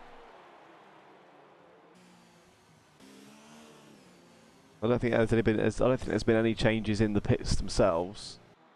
I think Ari might have. Sorry. Yeah, no, I thought it was because of the double stack from the Alfa Yeah. Romeos, but no, you're quite right. Obviously, there's a pass on track. I think Ari Kopp might have got out ahead of Dappers though. I think he was P10. He went in. Yeah, I imagine that was a double stack from Renault.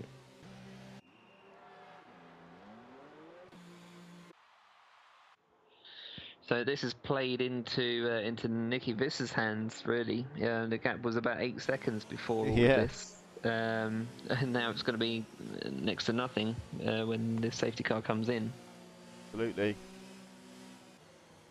Although we did, I think given the tow that their brain was getting, that was probably the reason for the gap increase that we saw earlier on. So we don't know the pace difference when they're close together yet, do we? No. Interesting with the restart. See who has the better drive here as we get underway. I would imagine 2 laps. Or end of next lap, hopefully.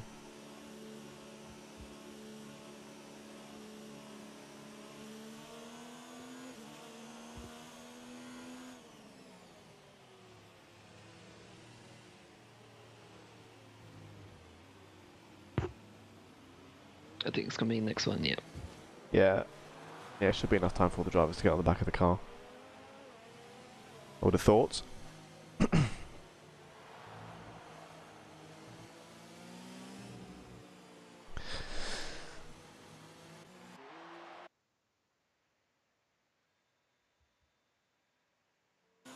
Noticing Damien not high-fiving the pit crew as much this time round. Be a very wet slap, wouldn't it? It would, yeah, real. Yeah.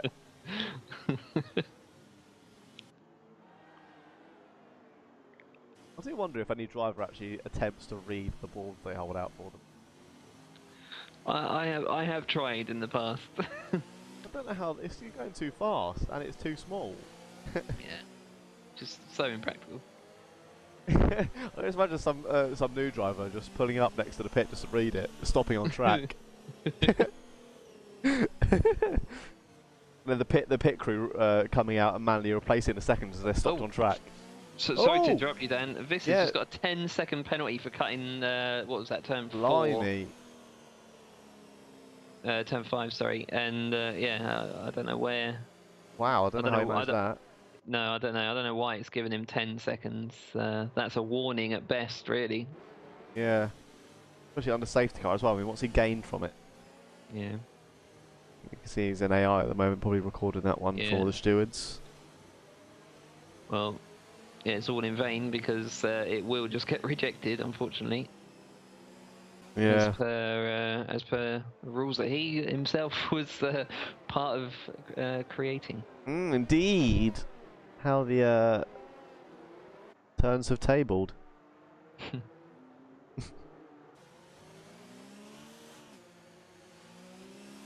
Oh, 10-second penalty for Ari Kopp as well.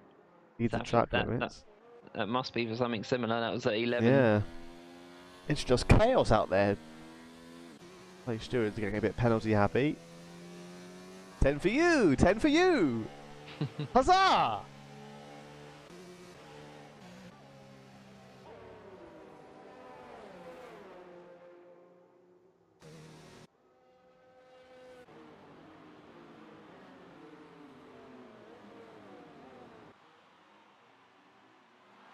Next lap then on. Now, the Williams of Martin Party Cooper getting on the back of the pack now, as well as Paul Corey. That's all drivers onto the. Oh, Paul opting to go into the pits actually. I don't know if he's missing a bit of front wing. Sorry, Adrian. Surely the safety car could have come in then, couldn't it? I mean, the cars were close enough together. Yeah. All going for another set of intermediates. I don't know why, but why not? Could affect his restart though. If the safety car does decide to come in this lap, he'd be quite far off the back of the grid. Yeah, I mean, China's quite a long circuit anyway. I think he will have time to catch them.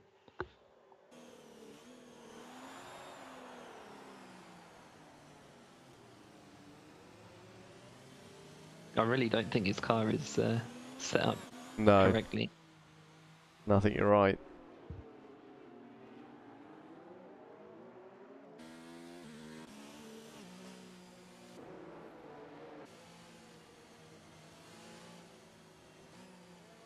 Who did you call for the win? Boy. Very nice. And you called Baz. Yeah. And it's probably going to be Nicky. You never know. And Eddie called Damie. Yeah, at least we're close.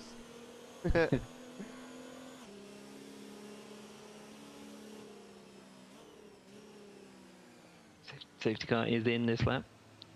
Race control confirmed. Yep. Copy that.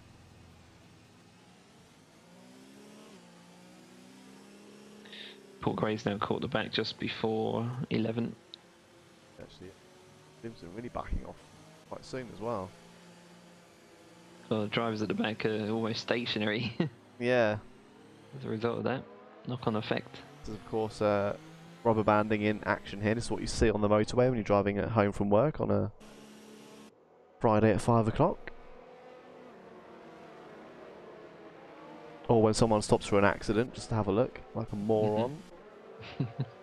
Yeah, I don't know how anyone does that. How do you stop on the How do you slow down to look at an accident?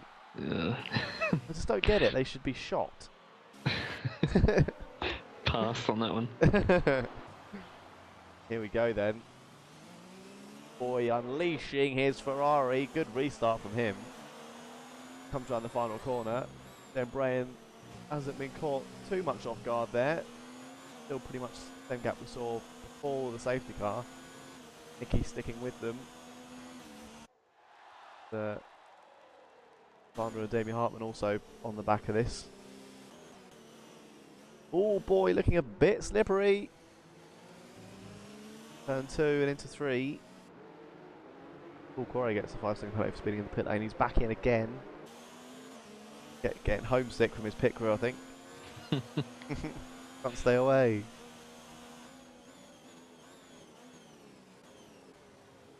Then Brian was, well, he can't have been purple. Was he purple in sector 1 there? Might have been. He was, yes. He was, yeah, looking quick then. Mahadra Singh just spun in the background, by the way. He's riding in 14th. Yeah. Spun turn 3.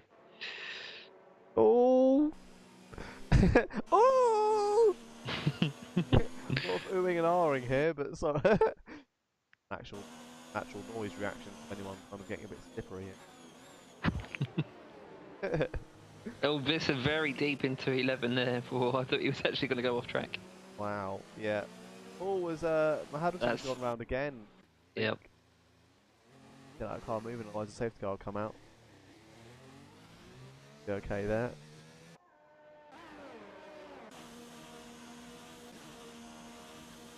Yes, I think if Nicky doesn't really get on the back of Dembrain soon, it could be a repeat of the opening laps here.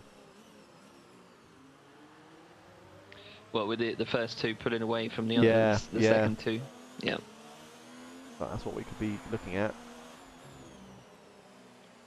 John's just passed Urshan into around the outside of the hairpin, actually. Nice move, sir. Didn't catch it on the stream there, but good stuff from John.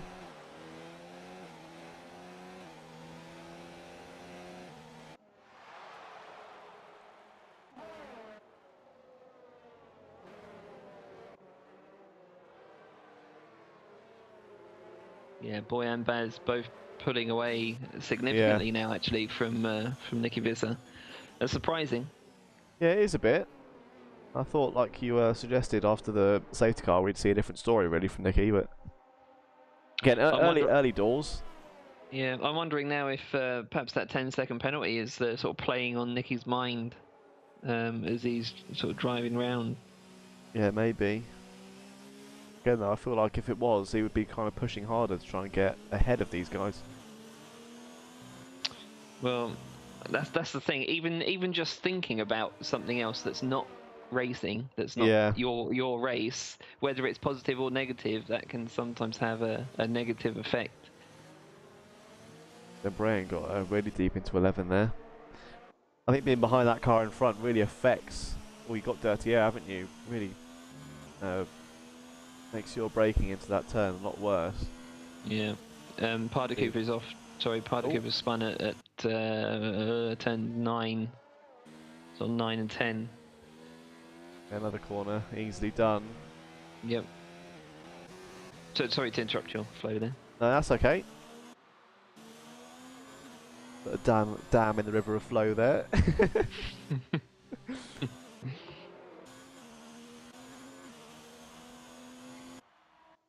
Yeah, Nicky getting within a second again now. After Baz went deep. 11, I think that was. See if he can stick with him now that he's closed up. We'll know, I think, after this if it really is a pace deficit or if it's something else. Looks like the Dembrain got on the power a bit quicker than Nicky there. Yeah, a little bit. And managed to get it above a second.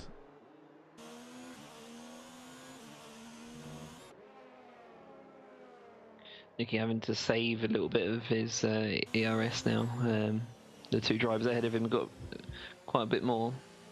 Well, a little bit more. Yeah. Nicky's running in 1, the other two are just running in 2. I think if I remember rightly, it's either the fuel or ERS that you can save a lot easier in the rain. I can't quite remember. It's is it fuel or is it ERS? Well, in my experience, it's actually both. Oh, okay. I know it was definitely one.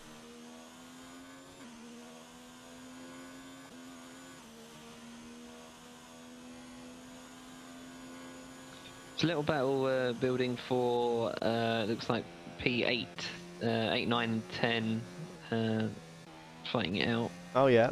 It's Ari Kopp, Mark Stappers, and Sildavit. It's on board with a Sildavit now. He gets towards the back of the Renault of Mark Stappers.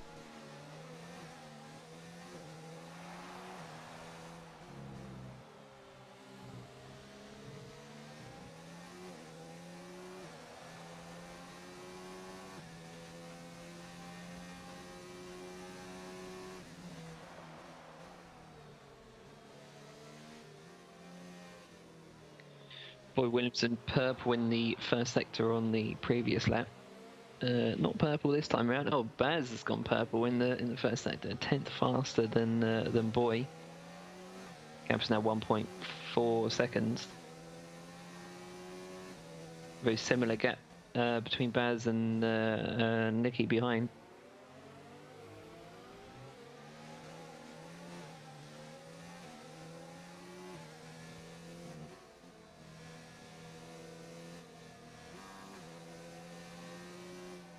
Stappers closing in slowly but surely on Ari Kopp for P8.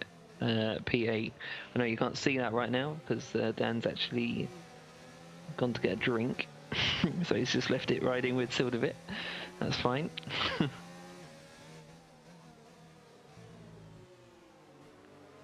Actually, a good little battle between these three. Stapper's by far the most experienced of the three. Stapper's been with us since season 2. De Wit since the beginning of season 6, and Ari Kopp most recently sort of end of season 6.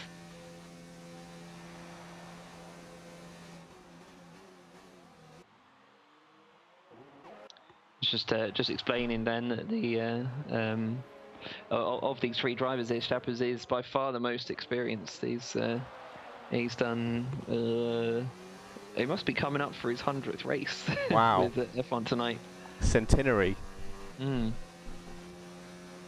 Very good stuff. Oh, still the bit going. Sorry, Adrian, going really deep there in turn 1. Just saying, De Wit has done a full season with us, and Ari Kopp is the most recent addition. He started at near the end of last season. Yeah, one of the drivers last season, ever improving, isn't he, as well, I think. Mm. So, sorry, is that Martin Parderkipper that's gone? No, it's Paul Quarry. Quarry. Lost his front wing, virtual safety car deployed.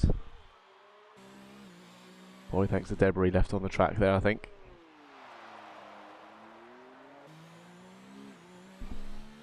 This will be Quarry's 4th stop. Yeah, had a few, hasn't he? Oh, was that... Hazzah, I think, lost it out of 16 too. I just saw him unspinning his car, if you like.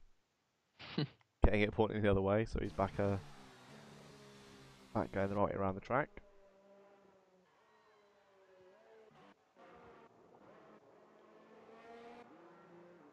But Williamson's got the measure of them brain now there, doesn't he? Yeah, it seems to.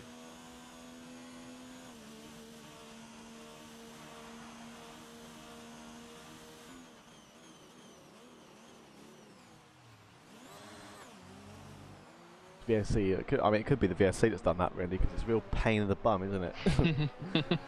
to keep a cap consistent without losing time. Yeah, it was a bit of a butt puff. Yes, I think that's butt puff. Wonder where that word's come from then, old bean. I found you out! Hazzah! Hazzah to you. Oh, brilliant. I just think spun at turn 10. Yeah. Little... the car back on track. Yeah, Little power slide back round. Way again now. John Donkel, the driver ahead of him, he's just come into the pit now. He's actually some way ahead of him on the track.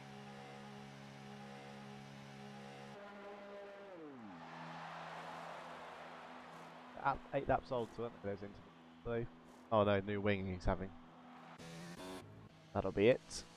Mark Stapp. Oh, alright, Cop and Mark Stappers there having a bit of a battle. Mark being... Oh, he went wide anyway, I'm not sure if he's pushed wide. Oh, Sildavit getting involved. Bit here.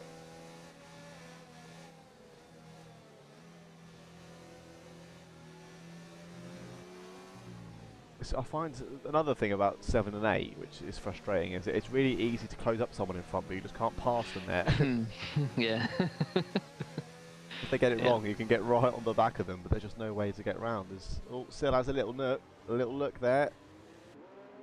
Can't quite make it. A little nook in his cranny. A little nook in his, yeah, he had a little nook in his cranny there.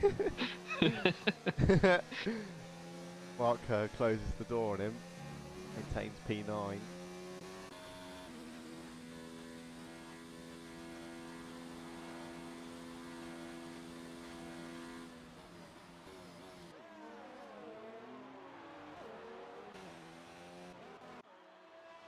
Plateaued a bit now, isn't it? The progression of front runners.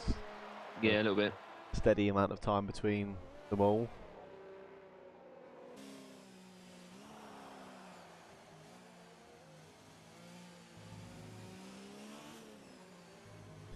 Again, it's a marathon, not a sprint, so That's right.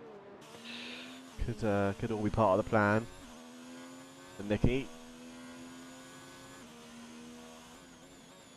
Credit to Boy out in front though. I'm not trying to jinx him at all, because obviously I've picked him to win this race. Easy.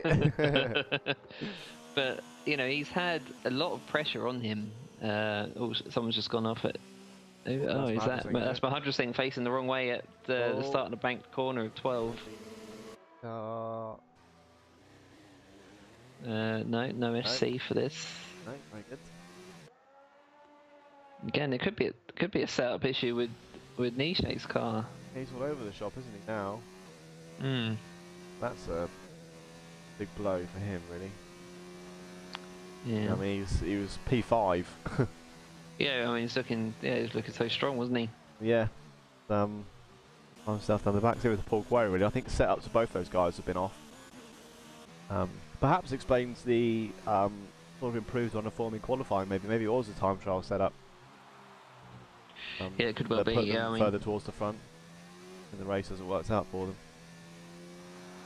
Yeah, that really does make my skin crawl, really, when people you just grab time trial setups at the last minute before a 100% distance league race. Yeah. That they've had a week to prepare for. Yeah, I mean, I used to do it for league racing until I discovered that they were incredibly bad for your tyre wear. Oh, sorry, Stappergens and De Witt fighting. Oh, Stapper's very wide there. Taking the scenic route. I don't know what line that was. Sil now closing up on the back of him. Now he gets turn 1. Mark going a little bit wider. Still on the brakes, downshifting, trying to get his car up the inside.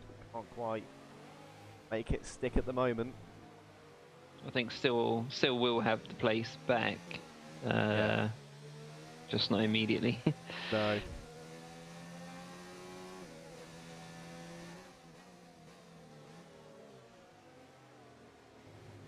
And Mark Stafford just going deep into quite a few of these corners now.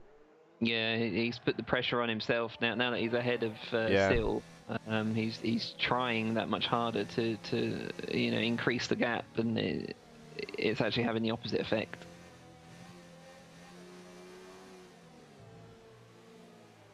Yeah, it's one of those. It's a subconscious thing with pushing. The more you think about doing it, the slower you go. Yeah, yeah.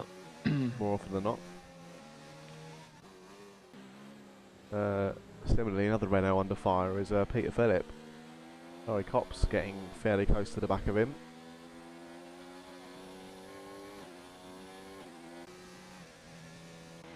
Still nearly losing it around 13. It's a good save actually around the bank corner. Yeah, not a fun one. No. Get wrong there. Well, Nishe's out. I think he's retired in the pits there. Yeah, it looks like it. Yeah. Oh, and Sil spun as well. Oh, wait, I mean, say he's almost like a ballet dancer there with his recovery ability. But Mark Stapper's just gone round 2. He's the wrong way around. He's lost half his front wing. Didn't go in again. I didn't see any other cars near him or anything at the time. Was that an unforced? I think it might have been. I mean, Sil spun around behind him, didn't touch him. And I think maybe in an attempt to pull away quickly from that, perhaps Mark's done the same. He'll be gutted with that because he was obviously ahead of him, and now he's going to be behind and quite far back too. Maybe he's going to lose that to John Donquay as well, I think.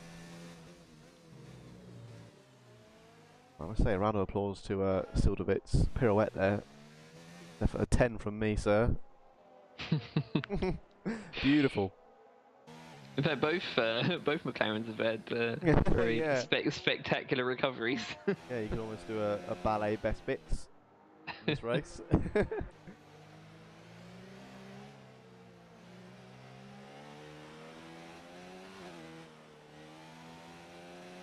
Yellow's in 3.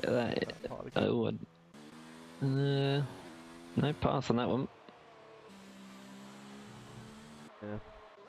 A lot of people getting out of shape, and it's just spiking up a quick yellow. Not enough time to catch it.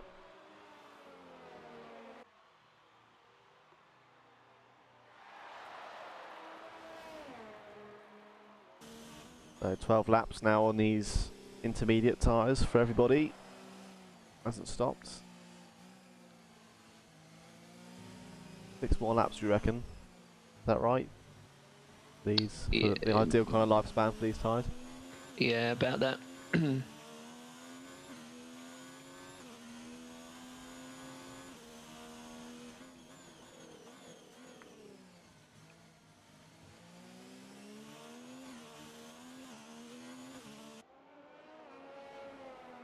Probably maybe 1 or 2 more, because we have had a safety car on these tyres.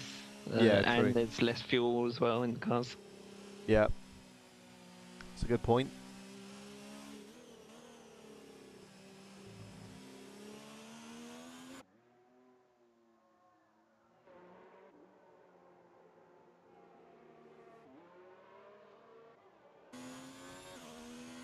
And Brain, I think, looks a bit out of shape there on the exiting turn 10. Stapper's really wide again on turn 16, final corner. Took almost the exact same line as he took before. Yeah. The tough corner to get right, 16, as easy as it looks. But perhaps he's found he doesn't get a penalty or a warning if he goes just that certain way.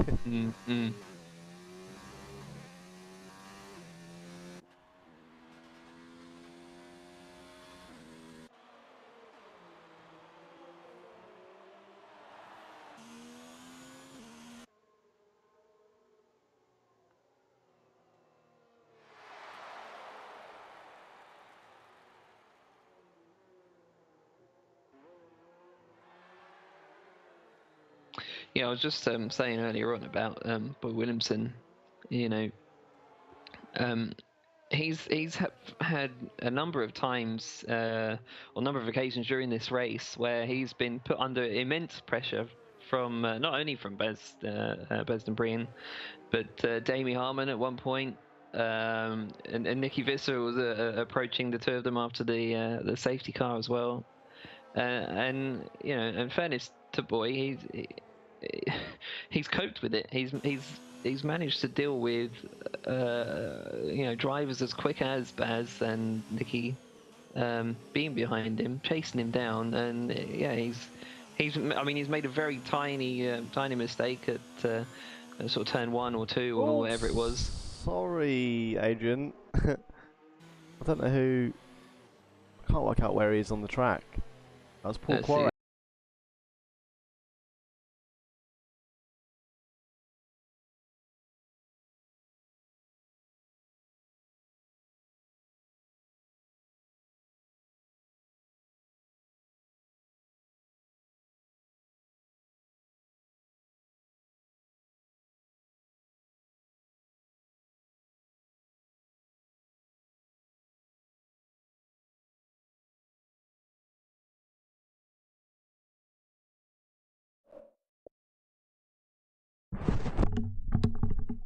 Hazzah?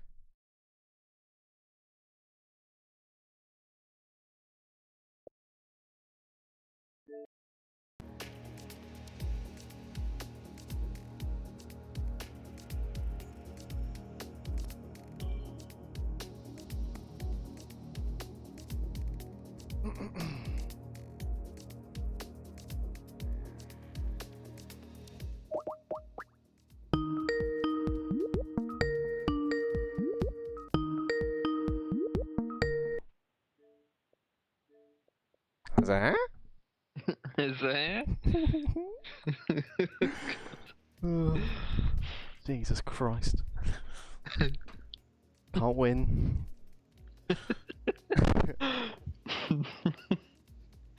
least the stream didn't stop anyway. Okay, good.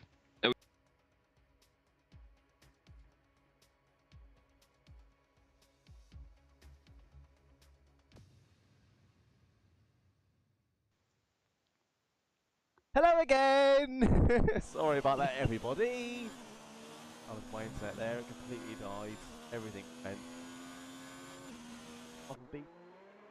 Anyway, we're back.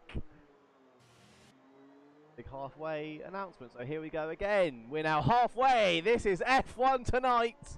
Netherlands. Season 7, round 3. The Chinese Grand Prix.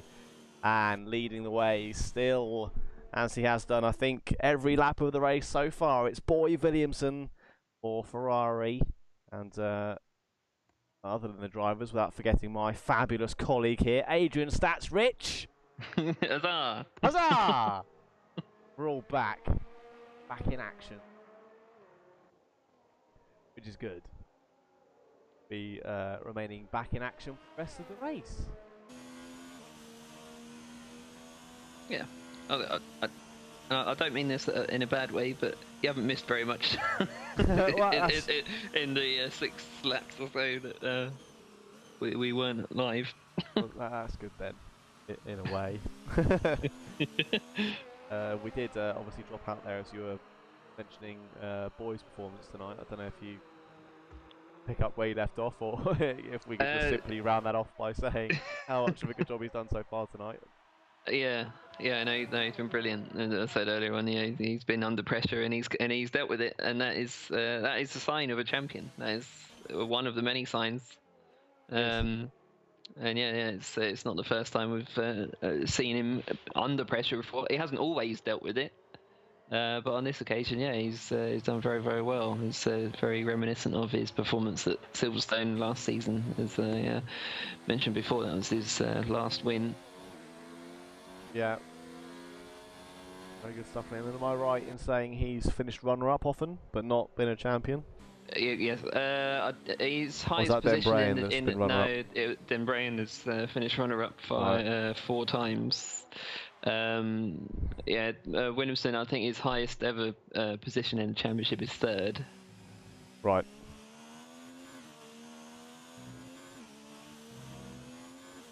And who has the fastest lap so far this evening?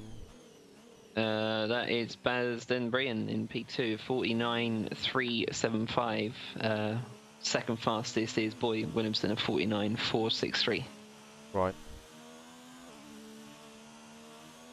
So not quite a Grand Slam for Boy at the moment. Took pole position, leading the race, led every lap. but yeah, he needs that, it's the that fastest fastest lap as well.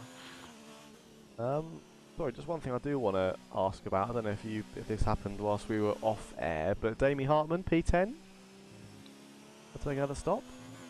He has had a stop, yeah. He stopped 2 laps ago, which was during the little interval. That I believe is a scheduled stop, so nothing to worry too much about. Although the gap's quite a lot. Yeah, it is. The gap is some 46 seconds behind the race leader. Yeah.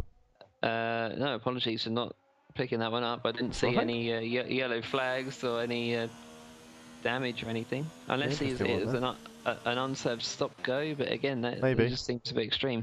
I don't know if he was maybe the one that got caught by, I think it was Paul Quarret that caught some of the front runners as they came through. I think it was Paul, it might have been somebody else. But it was definitely one of the back markers made contact with the front runners.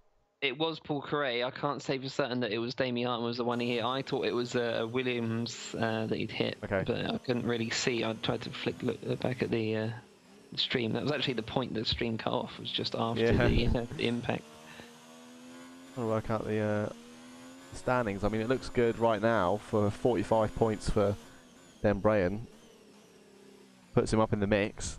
Obviously, Visser will be doing well from this. Another 15 points will put him up to 56 points in the standings. And will lead again because Damie Hartman's the sort of big loser at the moment from the events of tonight. You're a big loser, Damie. I never like saying that, but that's the only way you can say it. There's the big winner, and then there's the big loser.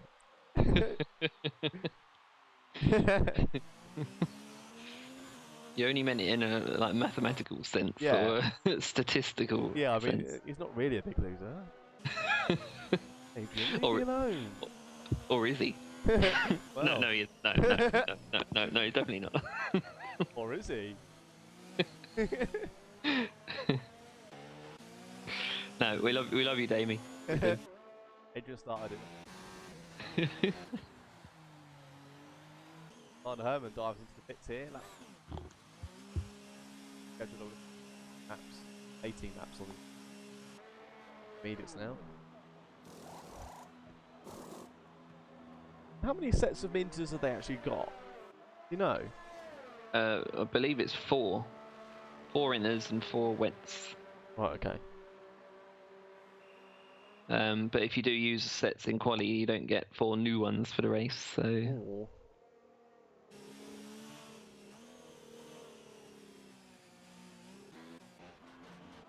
A little bit of Guido Ocean also following suit there. Both of them stopping.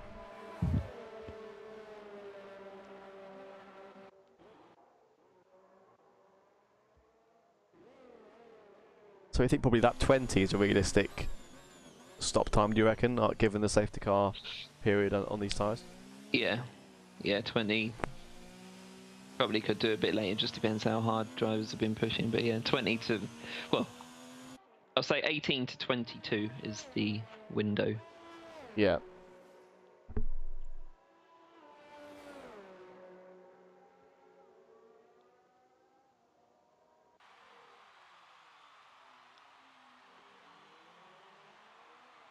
Dembry in that last lap was a 49.6. He is by far the fastest, well, by half a second, the fastest man on the track on that last lap, and that includes drivers on the nice, fresh intermediates.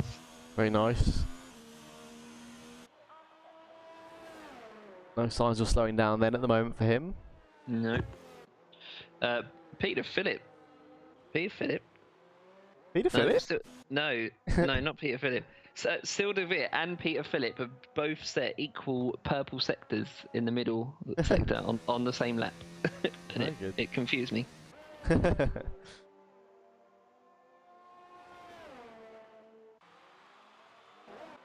Visser comes in ahead of the leaders. Right, so Ari Cobb up to P3. Go on, Ari! Go on, Ari! Very good. That's surely the highest position he's found himself in at any point in a race. Yeah. And you don't get there by luck. No, absolutely not. You really don't. You've got to do what you do and do it correctly, no mistakes, to even be in that position at all. It's not just a case of everybody's come in, so I'm automatically promoted to P3. It doesn't quite work like that.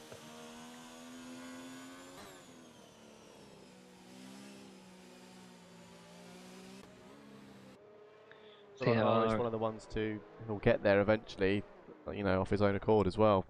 I mean, just by qualifying up there, and you see him improve, don't we? Race to race, really, at the moment. So yeah, that's right. He's. I like to think of Ari as the Tony Foster of the Netherlands League. Yeah. Of a similar number of years, shall we say? Yeah. And Boy Williamson has come into the pit, so he's come in before Baz. This could be interesting. Very good. That wasn't even intentional either. I just realised what I did. Very clever, Daniel. I can't remember how good that was. Why didn't I even notice it? Interesting. Oh, brilliant. Let me write that one down. Ari has come into bit. Sander Herman's at the new fastest lap, 49.3. It's only a tenth, less than a tenth faster than the previous fastest. Sorry, who was that? Which Sander Herman did you say? Yeah, Sander Herman's fastest lap now. Build of it goes P1 on the fastest lap tables. 140. What was that? 148. 48.890. Very nice. Oh no, yeah, still do it. That was Is that what you said? From pirouettes to purple sectors, the Silver Bit story. Yeah, 148. Nice. Very good. It looks like the track may be drying a bit. Oh, there's a dry line developing anyway. Here. Yeah, I don't think Sorry. I don't think the rain is actually going to stop at any point, but it's certainly easing off. Yeah, looks to be. When we tell when it's easing off, the more kind of mist you get off the tyres, I find. If Baz comes in now, the boy needs to push. They are much closer at this point when boy pitted. Of course. Yeah, this is good for boy at the moment. Yeah, be interested to see what the gap is actually. What the gap will be when Baz does come out of the pit. Stenbrain on the way out now. I don't know if Viss is going to leapfrog him as well. No, he won't. No. Did Visser actually come in a bit too early? Do we think? Maybe. The gap. Well, because Zarna's got right on the back of him now, hasn't he? I don't think Zarna was this close before. Start 5 seconds now. I'm seeing the gap has to. Yeah. Boy, really good outlap there from him. Yep, I think he just cranked everything up on that. I think it was on the in lap.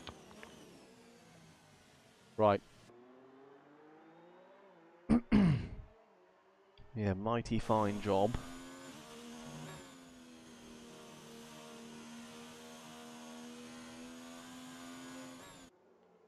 DeVitt is past Peter Phillips, or passing Peter Phillips round 1 and 2.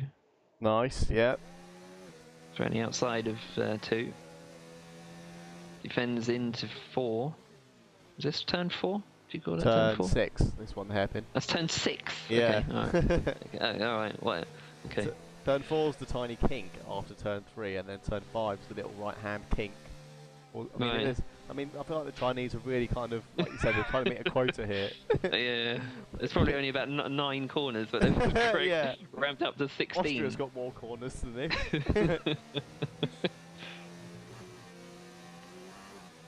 Peter Phillips very sideways on the exit 10. Yeah. Controlled it though. Did well done. It's going 12 now. Now turn 13. And here comes turn 14. Oh no! Oh, still. Oh, bit of a snapback. That was a real snap. Snap on that one.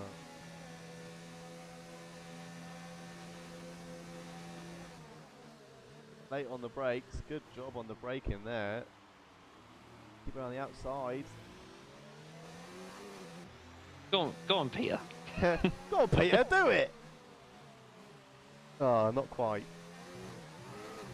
It's good to see Pete Phillips in these kinds of battles, actually, because he normally kind of shy away from them in the past. You know, again, he's so experienced. He's been with us since at least season 3. And he's not, in my opinion, not the most confident driver normally. Not on his overtakes anyway. So it's good to see him putting himself in fights like that. Absolutely,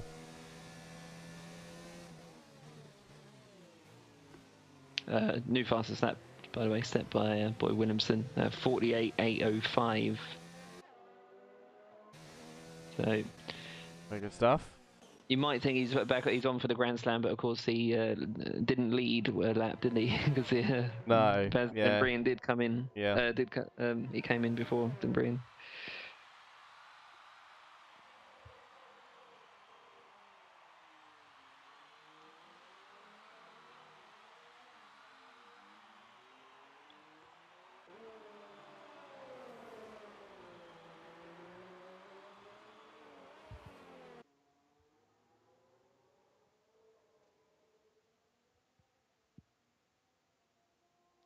.47.9.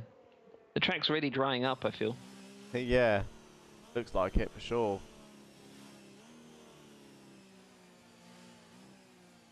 Yellows in 3, I think that's for a Williams. I think it was Parda Cooper on turn 11. Right. Yeah, one of the drivers really struggling with the grip tonight, isn't he? Martin.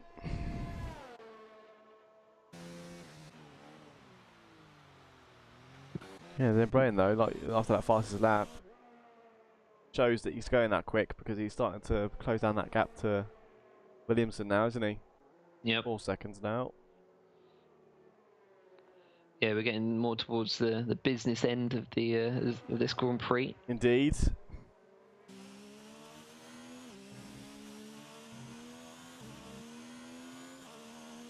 You know, and I 100% believe that Baz believes that he can win this race. Yeah, I agree.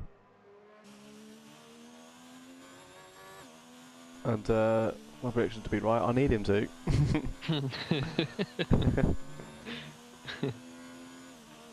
You know, even if he doesn't, we've done well on the predictions tonight, haven't we? 1-2. Yeah. Bad going. We should give ourselves a little commentators championship. Can we be commentators of the day? Yeah. Well done to us. Oh, thank you. Done a really good job. Well, I must admit, I feel like I've carried you for this. Yeah, you have. You've carried the team. That multi-21. As if. Absolutely could not do this without you. No. You could do this fine on your own. I think I'll be sacked after tonight anyway. Stop it. Another chink in the armour.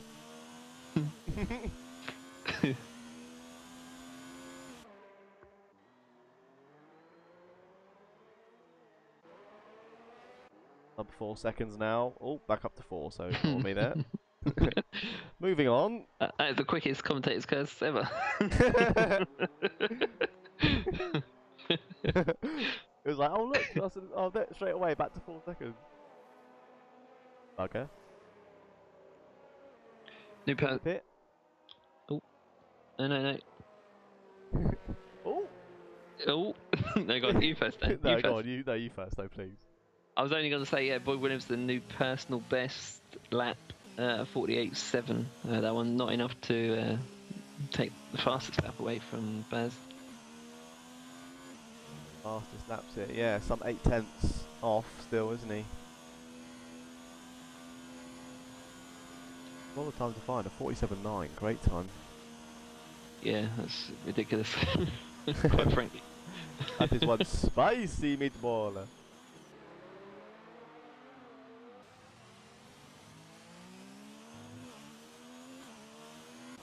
little bit though, up to P7 now.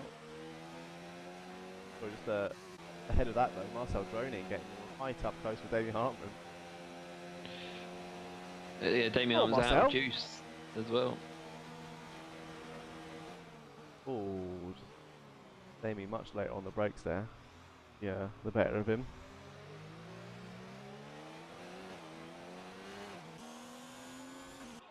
Damien's surely going to struggle to hold his position here with no power.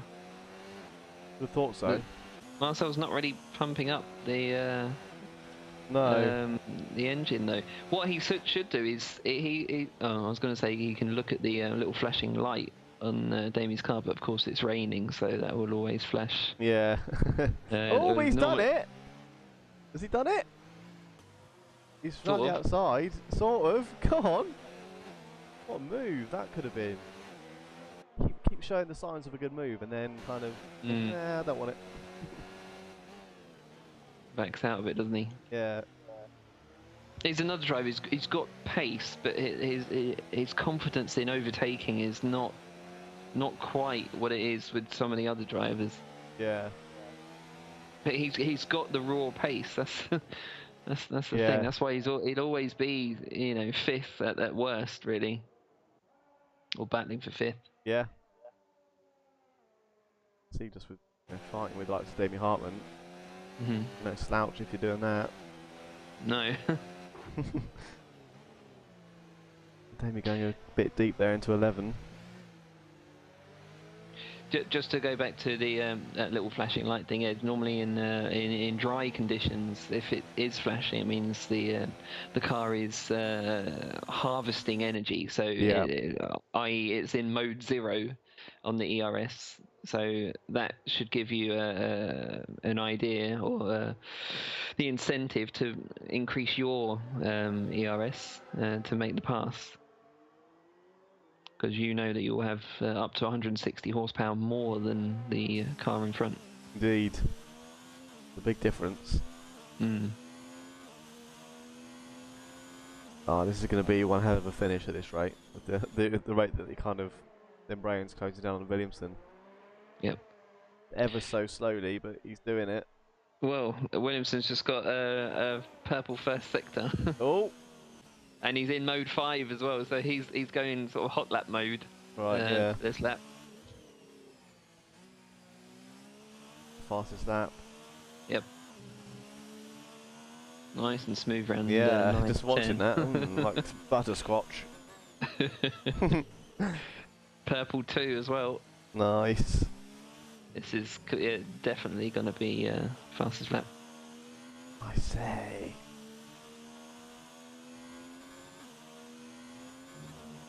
Very good, very good. It's just something quite pleasurable about watching a nice controlled lap. There is. Out of track. And this is one of them.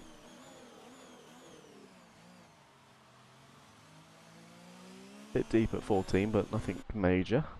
No. Well, he's already, I think he's about 5/10 up on the fastest lap. Bloody hell. Oh, there's Party Cooper. Bam! There it is. 47.7. Nicely done. Yeah, lost a bit of time in that last sector. Last corner, actually. Yeah. I think some glimmers of sunlight coming through the clouds.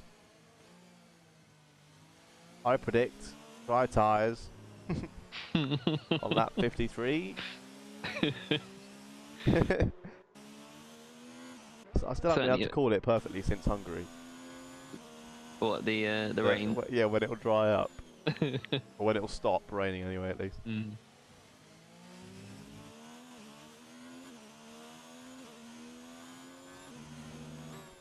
Anyway, after all of that effort... Oh, Guido's gone! No, Guido! No! We lost him at the start finish. Could that be L's safety car? You'd think so. You think so, yeah, but then we have no idea how Cody's have coded this. Let's see how It looks for Stappers. It's just that sort of some way up the start finish, isn't he? I think maybe he lost it. He began to lose it sooner, and then perhaps was kind of sliding a lot, and then lost it further down. Maybe the car has gone, and yeah, what do you know? No safety car from that one. Okay. Makes sense. I cannot work this game out. I've got all these ideas of when the safety car comes out, and then it's like it never happens the way I think it will.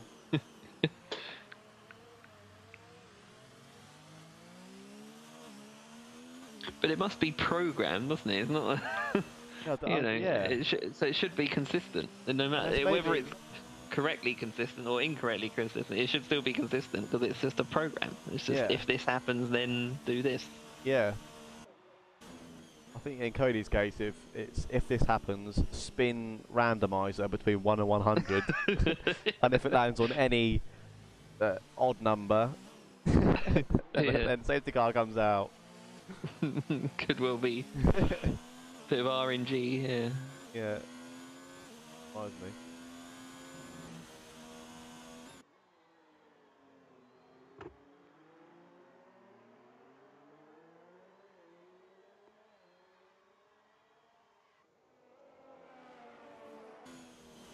Jonik's still with Hartman. Yeah. Oh, no. That's better. Shame for Guido, that one. Yeah, big shame. Like another decent finish for Red Bull there.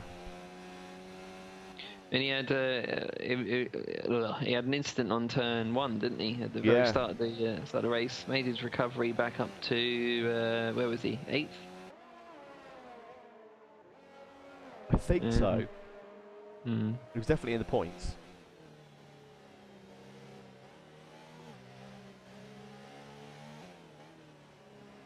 The yellow flag just sustained there, I'm not sure what for. Looks all clear. So the gap just over 2 seconds between our leaders here.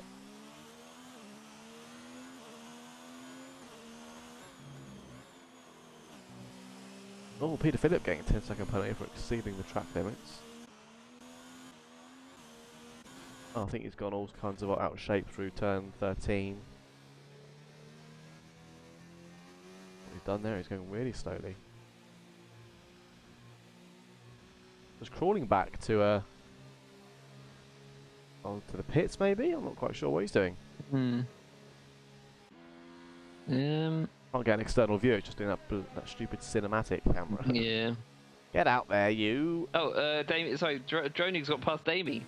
Oh! Oh, here we go, side by side. Last corner.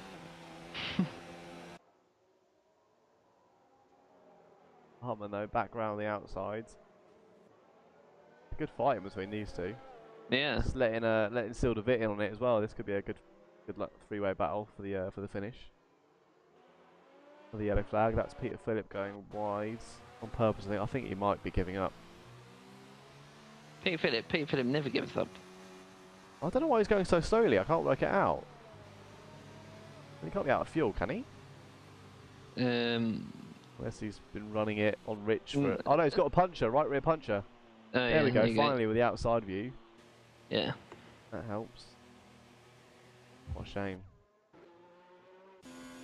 Punches are the worst. Especially in the wet, hard enough in the dry. Yeah, but if there's one thing I was sure of, it's that Peter would never just abandon the race. So if he was abandoning it, was really milking it as well. The walk of shame. So 10 laps to go here. This is F1 tonight, Netherlands. Season 7, round 3, Chinese Grand Prix. I was going to rhyme that actually. I'm going to be recording that after the after the race. That is me ringtone. Season 7, round 3, the Chinese Grand Prix. And leading the way at the moment. Boy Williamson for Ferrari. Sorry. I thought. Sorry. I thought Damien had spun. He'd come into the pit. Moving for nothing. he was losing positions left and right. I thought, bloody hell, what's going on? Okay. So with 10 laps to go, better time than our runners and riders have stand at the moment.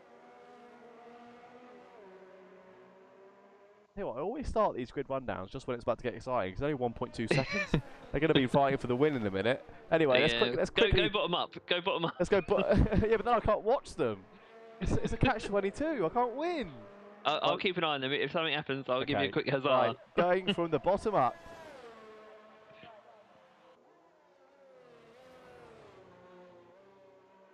Right, going from the bottom up there.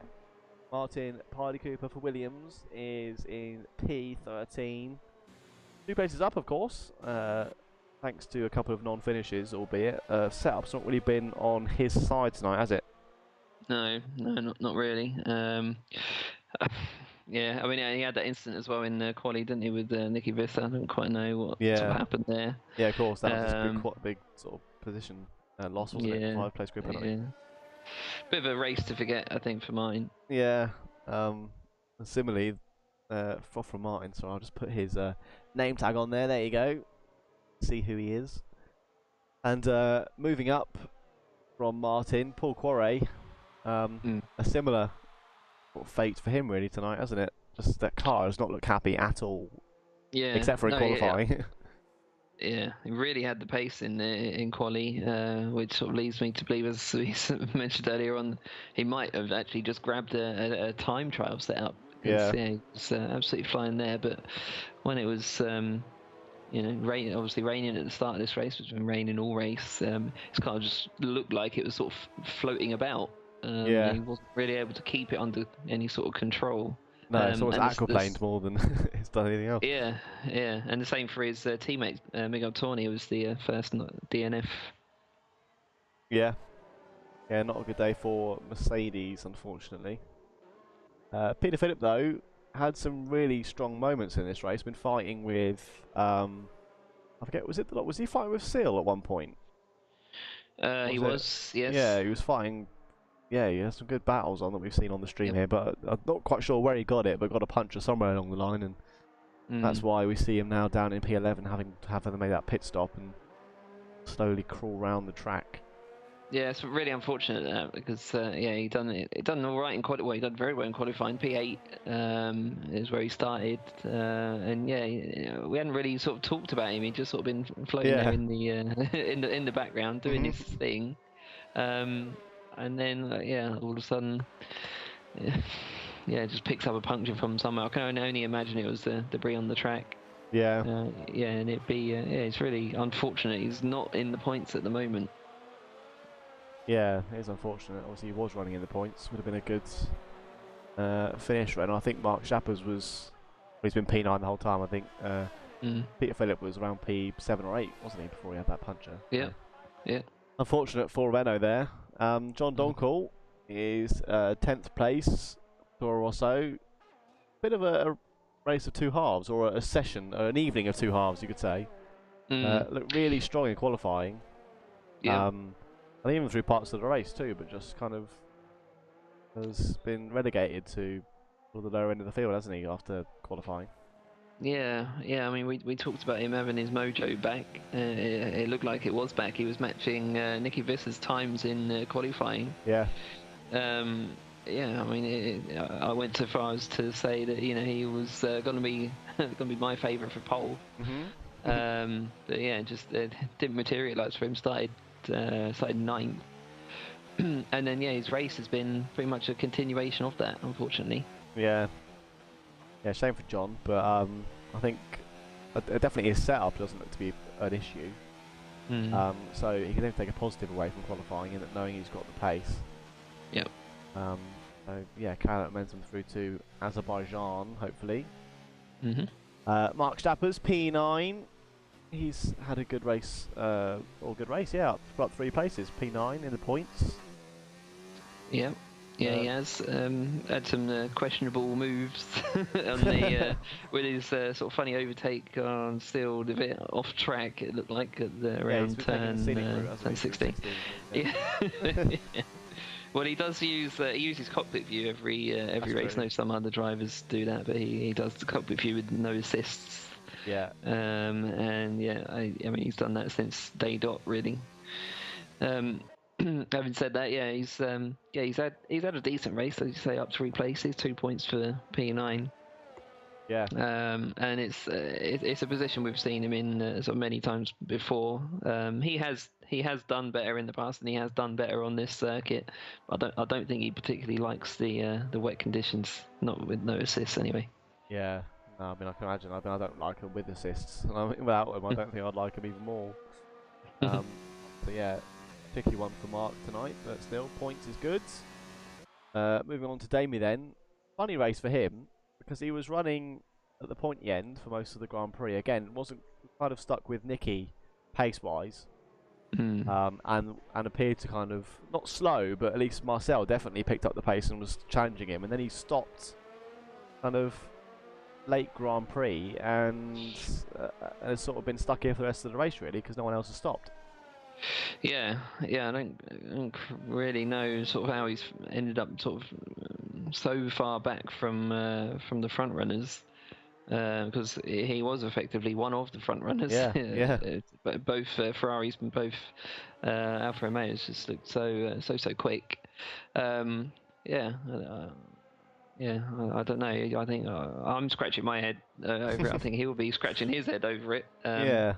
It'd be nice to get his opinion at some point.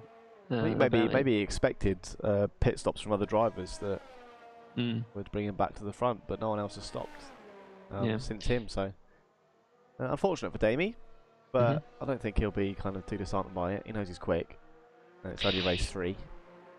Yeah, Still he'd be annoyed that Nicky's running P3 at the moment. Yeah, absolutely. We just see John Donkel there disconnect, so hopefully he can get back in his car soon. R.A. Cop though, running P7. And again, when we mentioned it again during the race, a driver that just keeps on getting gradually better, doesn't he? Really, P7, 4 places up for his qualifying spot. Yeah, absolutely. Again, and everyone around him is stopped now. You know, he's there off his own merit. Yeah, that is a legit 7th place. Yeah. Oh no. To Sildavit and Paul Quarry leaving. Yeah, and I've just left as well. Okay. Well, we'll see what happens then. Yeah, Boy Williamson going now as well. Baz Brain also leaving. We are still live. I'm not quite sure what's. I think the session's given up on us. Okay. Quickly then, round your front and riders whilst we figure out what's going on with this race, because everyone's connected on it. Yeah. Also droning, P6. Wrong race for him actually, I'd say. Challenging Damie before he pitted. He looked really quick this evening actually. Yeah, he did. Yeah, I mean he was running P3 at one point, wasn't he? Yeah. And then at that battle with Damie, he seemed to sort of a new a bit of a new Marcel droning. Yeah, it's good to see. Like I said, he's got the pace. Just was lacking a bit of confidence, but he seemed to have loads of confidence in that move. Yeah, and pace-wise, definitely very happy. But yeah, like we kind of touched on, he kind of looked like he could make moves earlier, didn't he? But didn't really go for him when he perhaps could have done. Yeah. But yeah, definitely a driver to feel that confidence on overtakes, and he'll be even quicker. Absolutely. Still a bit currently running P5. I mean, brilliant. I mean, this is a classic kind of seal drive, isn't it? Really, in a sense, starts down the back, but gets up towards the front, and 11 places up from the back. P5. Good drive from him so far. Yeah, and he's had a couple of spins. Yeah, it's been pirouetting all over the place and still P5. Yeah, really yeah. I don't know how he's managed that to recover back to P5. Well, I do know how he's managed it because he's just a very pacey driver, and he is one who's confident on his overtakes. Sometimes too confident. Yeah. So some of the other drivers, they're not. Often don't expect it at times. He does go for moves that perhaps some of the others wouldn't. Not necessarily bad moves, but just he takes his chances when they arise, and I give him credit for that. Absolutely. Yes, could not agree more with you there, sir. So I'm just looking at the standings because obviously Nicky is now somehow inherited P1. I guess because he's still connected, is he? Yeah, I imagine so. The others have dropped off. But Zander Herman, a bit of a quiet race for him, hasn't it? Hasn't really gone up or down, just sort of stayed. Yeah. I mean, he's lost one place. That was right at the beginning, and then he's just sort of been P4. Yeah. He's not really. He hasn't moved anywhere, but then he hasn't lost places, and he hasn't disconnected, and he hasn't. He's just done what he needs to do. He probably feels that he could have done better, but then it might not be a track that he likes very much, so he might take P4 as a good result. I know that Zander's capable of winning races. Whether he was a contender to win this race remains to be seen, but yeah, he definitely deserves to be up there and should really be on the podium, in all fairness. Yeah, absolutely. I mean, he probably will be, given that he's about to pass his teammate's AI. And then probably shortly after, then Brain as well. See how he gets on without. I'm not sure if Baz is back in his car now or not. It looks a bit kind of human-like the way he was defending there for a sec. But yeah, State does pass then Brain as well. So Zander Herman now up to P2. Nicky's going to be absolutely laughing because he's got a 10-second penalty, and he's clearly going to get more than 10 seconds ahead of. I mean, how do we take the race result from this? Because people have been booted out. Well, it's times like this that I'm glad I don't run a league, and I'm not involved in these kind of decisions. Personally, I'll take it from where everyone got off. Yeah, I would too, but who knows? Who knows? It's not our job. That is not my job! So anyway, Blasden Brian, he's had a good race, hasn't he? Oh. Really good! No, he, in the beginning I would have said, I had said that he was sort of being pulled around by Boy. I think that was the case. But after that kind of latter pit stop and when the track seemed to be drying out, he definitely had the pace advantage. Over Boy, we saw that towards the end, really close up him before the disconnection issue we had. He was 5 tenths to the back of him. Yeah, that's right. Absolutely right. Yeah, Baz again is just one of those drivers who can pace himself throughout the course of a race and sort of save all the heroics and things for the sort of final quarter of a Grand Prix. It just so happens that unfortunately in the final quarter of this Grand Prix everyone's disconnected. Yeah. Including him. Yeah. Indeed. But yeah. But he's maintained constant pressure on Boy Williamson throughout the whole thing. He's not let him escape at all at any point. Yeah, I think the worst it got was about 5 seconds after the pit stop. Apart from that, it's been a second majority of the race. It's been really good. So for me, this is pretty much standard Dunbrian racing. Yeah, very, very strong indeed.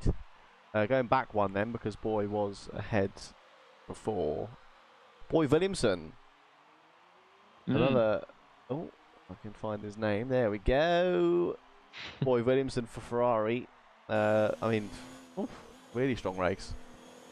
Yeah, really good. Yeah, this is one of Boy's best performances I've ever seen, and that includes the Silverstone Grand Prix.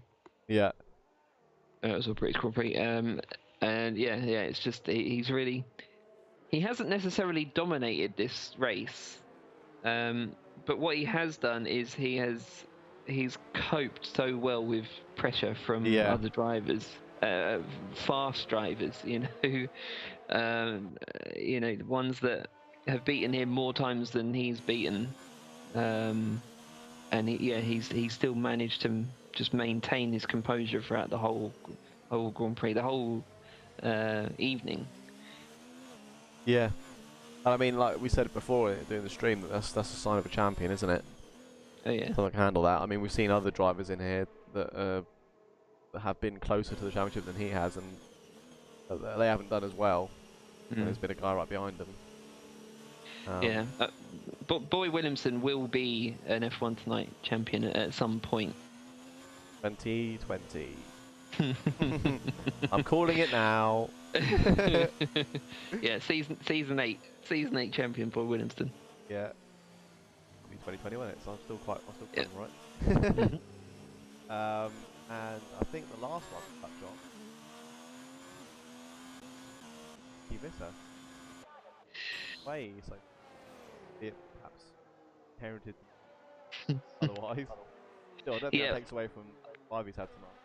Yeah, I was going to say, done a really good job. We'll sort of disregard what's going on at the moment and just talk about his Grand Prix up to that point. He was really flying from the start. He started 10th after a collision that took him out of qualifying in Q2. But then right from the get-go, he was sort of all guns blazing, making up places left and right, running P5 for a long period of time. Then you had who came in ahead of him. Somebody came in, promoted him to fourth, and he came in first. Oh yeah, that's right. Yeah, he did come in first. Yeah, he went for the undercut. Yeah. And then managed to overtake Damie on track. Which is probably one of the most significant moments of this race. The two championship leaders battling and one passing the other. Actually physically on track. Because he would have also passed him in the championship at that moment as well. Yeah, he would have done. But absolutely phenomenal drive from Nicky. Yeah, he was up to sort of P5 or 4 after, 2 or 3 laps. In wet conditions, unfamiliar to all the drivers tonight, because obviously the qualifying was dry. Yeah, really strong performance from Nicky.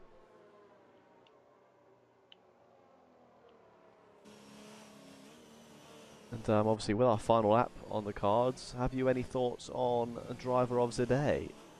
I want to give it to the guy in P5. I can't see. Whatever his name is. Whatever your name is, you there? Was it first name, last name? Yeah, that's the one. Pop his name off on the screen. There we go. Sildavit. Actually, driver of the day. Yeah, I'd agree. Yeah. If not him, it would have been Boy, because it was just absolutely phenomenal defending from him. But still for me has been the man because because of his performance in the opening phase of the race, plus his 2 mistakes, which he should be marked out for. But his recovery from them, including the actual recovery at the time of the spin. I just regaining control, doing a complete 360, regaining control, and then getting on his way like nothing happened. Yeah. That can be difficult to do because because you're thinking, oh great, I've just spun, my tyres are now messed up, and I've now got all this work to do. But no, you just got on with it. Yeah, really good stuff. Going there for still.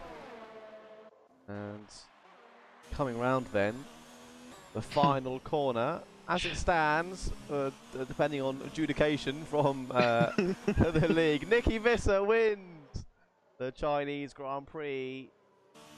Sildavit rejoins just in the nick of time. That'd be funny if everyone rejoined. No. Yeah. Oh, no, Zander Herman wins. Must have just closed up on Nicky. He was Zander Herman 10.6. wins. Wasn't he fourth? Zander? He Yeah. was. No, he was P2. No, he was P2 because he was still connected. He passed Boy and Baz. Past their AI. No, he was P2. But he was fourth before all the. Oh, yeah. ones. Yeah, before that, yeah. He was P4. And now he wins!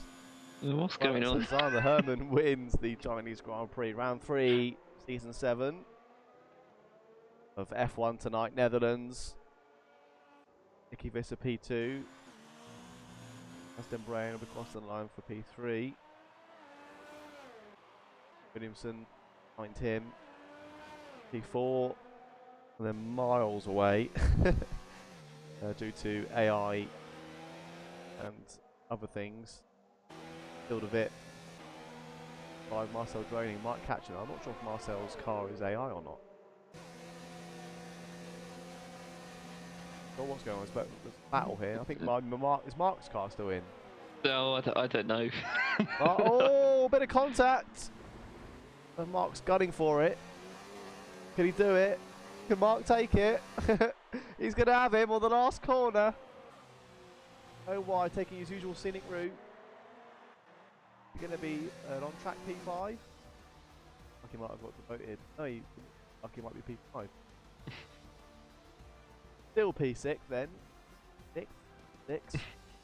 P6 with a lisp.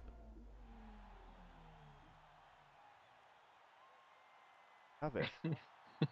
I'm just watching Stafford take his normal scenic route. Yeah. Yeah.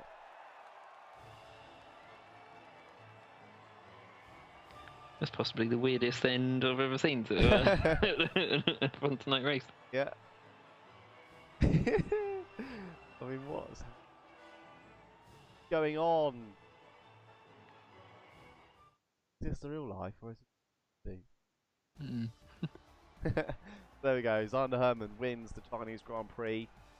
Nicky Visser P2, Baz Brain P3, P4 Boy Williamson, Mark Schnappers is P5, ahead of Sildevit in P6, Marcel Droning P7, Damien Hartman P8, Ari Kopp is 9th, John Donkel 10th, Peter Phillip 11th, Paul Quarret is 12th, Martin Parley Cooper is 13th, and then the non-finishers of Guido Urshan, Nishay Mahathir Singh and Miguel Torney beats the 16 runners and riders for this evening.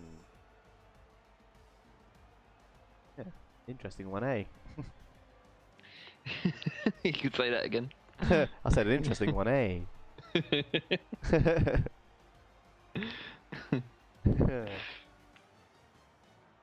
Yeah. Yes. Oh well. I don't know what to say to that. Yeah, no. There it is. Done. See you next week. Cheers. It's goodbye from me. It's goodbye from me. Goodbye. Ah. Yeah, well, I mean, good race though. Yeah, it was. It was up until lap 51 or whatever. Yeah. 48. Shame, really. Sort of puts a bit of an anticlimax on things when it goes down to that rather than being actual racing.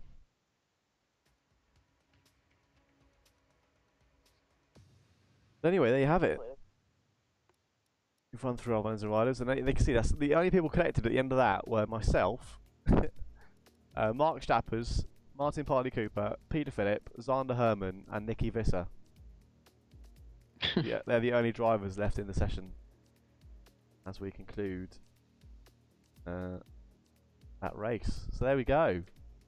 Driver of the day is Sildevit, and the winner, as it stands right now, Zander Herman for Ferrari. Good night for Ferrari in the end, wasn't it, really? At the moment, anyway, we'll see. Yeah, so it's just mean I can't comment on it because it'll be a good way either way, because I mean either way one of them's won. But yeah. Potentially. Who knows? So anyway, got anything else to add, Adrian? Let me check my list. Got any phrases to throw in there? Matt Damon, Eat Your Heart Out, and I couldn't get that one in, and Hornswoggle Booty. Hornswoggle Booty. Fantastic. Perfect. That's bingo. Your list of your list there. So with that out of the way and the race being complete, thank you everybody for watching. I know it's been a bit of an up and downer, but that's what you get when I'm commentating. So get used to it. I've been disconnected right now. There we go. I've been disconnected just to prove the point. Is that like a mic drop? Yeah. There you go. Boom. But yeah, thank you to everyone for watching. As always, it's good night from me and one humongous huzzah. And it's huzzah for me. Goodbye. It's goodbye from me. Goodbye.